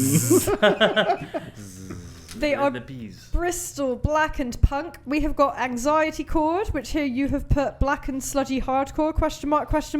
I just Well, like to that's just a random guess you've taken. Bit of everything thrown in there.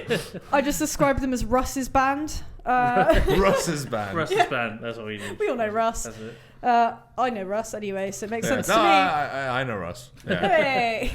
And then Yeah, we have say no more. Damnator. They are thrash. Okay. Also on that same day, we have got Prodigal, who are new metal, Fanchon, who are post-grunge, and Indecision, who are emo, and Ava, who are hard rock, and that is at Cafe Kino. Emo. Apparently that's Fair coming enough. back again. Yeah. Is it? The new metal thing is kicking up a stink at the minute, I mean, isn't it? emo and new metal, they kind of, there's a... Do they? I mean, I guess they do. I think it's the nostalgia element. Era-wise, Yeah. yeah. Because I just did a gig in Romania with Stiff Biscuit. They're the tribute band for Limp Bizkit in the UK, and like I've seen you before, and you play with them all the time. I've only done 2 gigs with them, but I did a gig with them at the Fleece, and because I was so surprised when it was like, because you saw Limp Bizkit at Download in the middle, like kind of 2 o'clock or something like that. I feel like when you were there, or maybe it was a bit later, but wait, were they headlining? No, they definitely weren't headlining, but they were much after, slower. The they were after. Oh shit. Sum 41. But like they were a few acts down, and then this year they're headlining. And I remember I was talking to the guys in the tribute band. I was just like, "What's like not like mad?" But I was just like, "What? Like how has that happened?" It's like really quick, and they were just like, "New metal's just had a huge fucking resurgence," and they were like, "Because of TikTok." I was like, "Cool, don't know," but literally TikTok can just do that. Yeah, and it's kind of like not scary, but kind of like, how do you predict? Yeah, I think it's a mix of TikTok. It's Y2K fashion coming back in, right? And I think it's also people who are using TikTok. It's what their dads listen to. Yeah, yeah. Divorced dads. Divorced dad rock. Yeah. So Limp Bizkit and Creed. Like, also on the comeback. Us. Creed.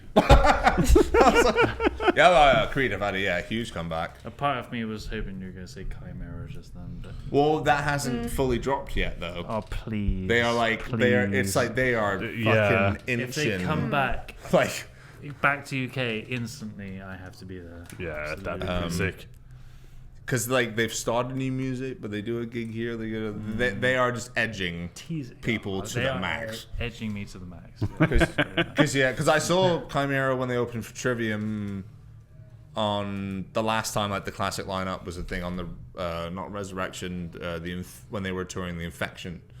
Yeah, And it was like they just played all the big songs, and it was like, and so I was lucky to catch them because like I've seen interviews with Rob Arnold where he was like, oh yeah, we were imploding on that tour, like arguing with each other, and our manager was just like, you guys need to grow the fuck up. Yeah. And now I think they're recognizing that like, oh yeah, we actually had it pretty good, and we should have. We were actually pretty good. Fucking sick band, like we were good, and we had it pretty good. Like, yeah. And we just couldn't get over our bullshit, basically. Anyways. Oh man, I need to see that band so much. That would be good. That would be good. So much. I think we're at the end. We'd be At the happy to end. know. Yeah, Chimera, come to the UK. The And come on this show and do an interview. Come and open for us. You know. Exactly. There you go. When was the last time they played Bristol? Come on, give me a break. Fair enough. We're bigger here than you are. It probably was that show I saw in quite like possibly, 2010, 11, something like that. They played the Fleece. No, I know that much about it. Yeah. Well, you never know. You never know what could happen. Good. We've predicted it here We first. predicted here that Chimera will You heard open it up here. for For you, us. exactly. Probably not. Probably, if anything, the other way around. Yeah. Hopefully. Either way, that'd be pretty sick either way. Yeah, well, that'd be great. Oh, absolutely. Yeah. Well, gentlemen, thank you very much. No, Thank you, for guys. Pleasure having Yeah, you yeah. on. It's Thank been you. really good fun. Wish you all the best in the future. Looking forward to seeing how it goes. Yeah. And we will definitely be there, rocking out with you. And Absolutely. yeah, Jen, do you want to see us out and the rest? Oh God, what's the this is your line. But Oh, thank you, John, for letting us be in the Griffin. yeah, problem. Thank you, David from Black City.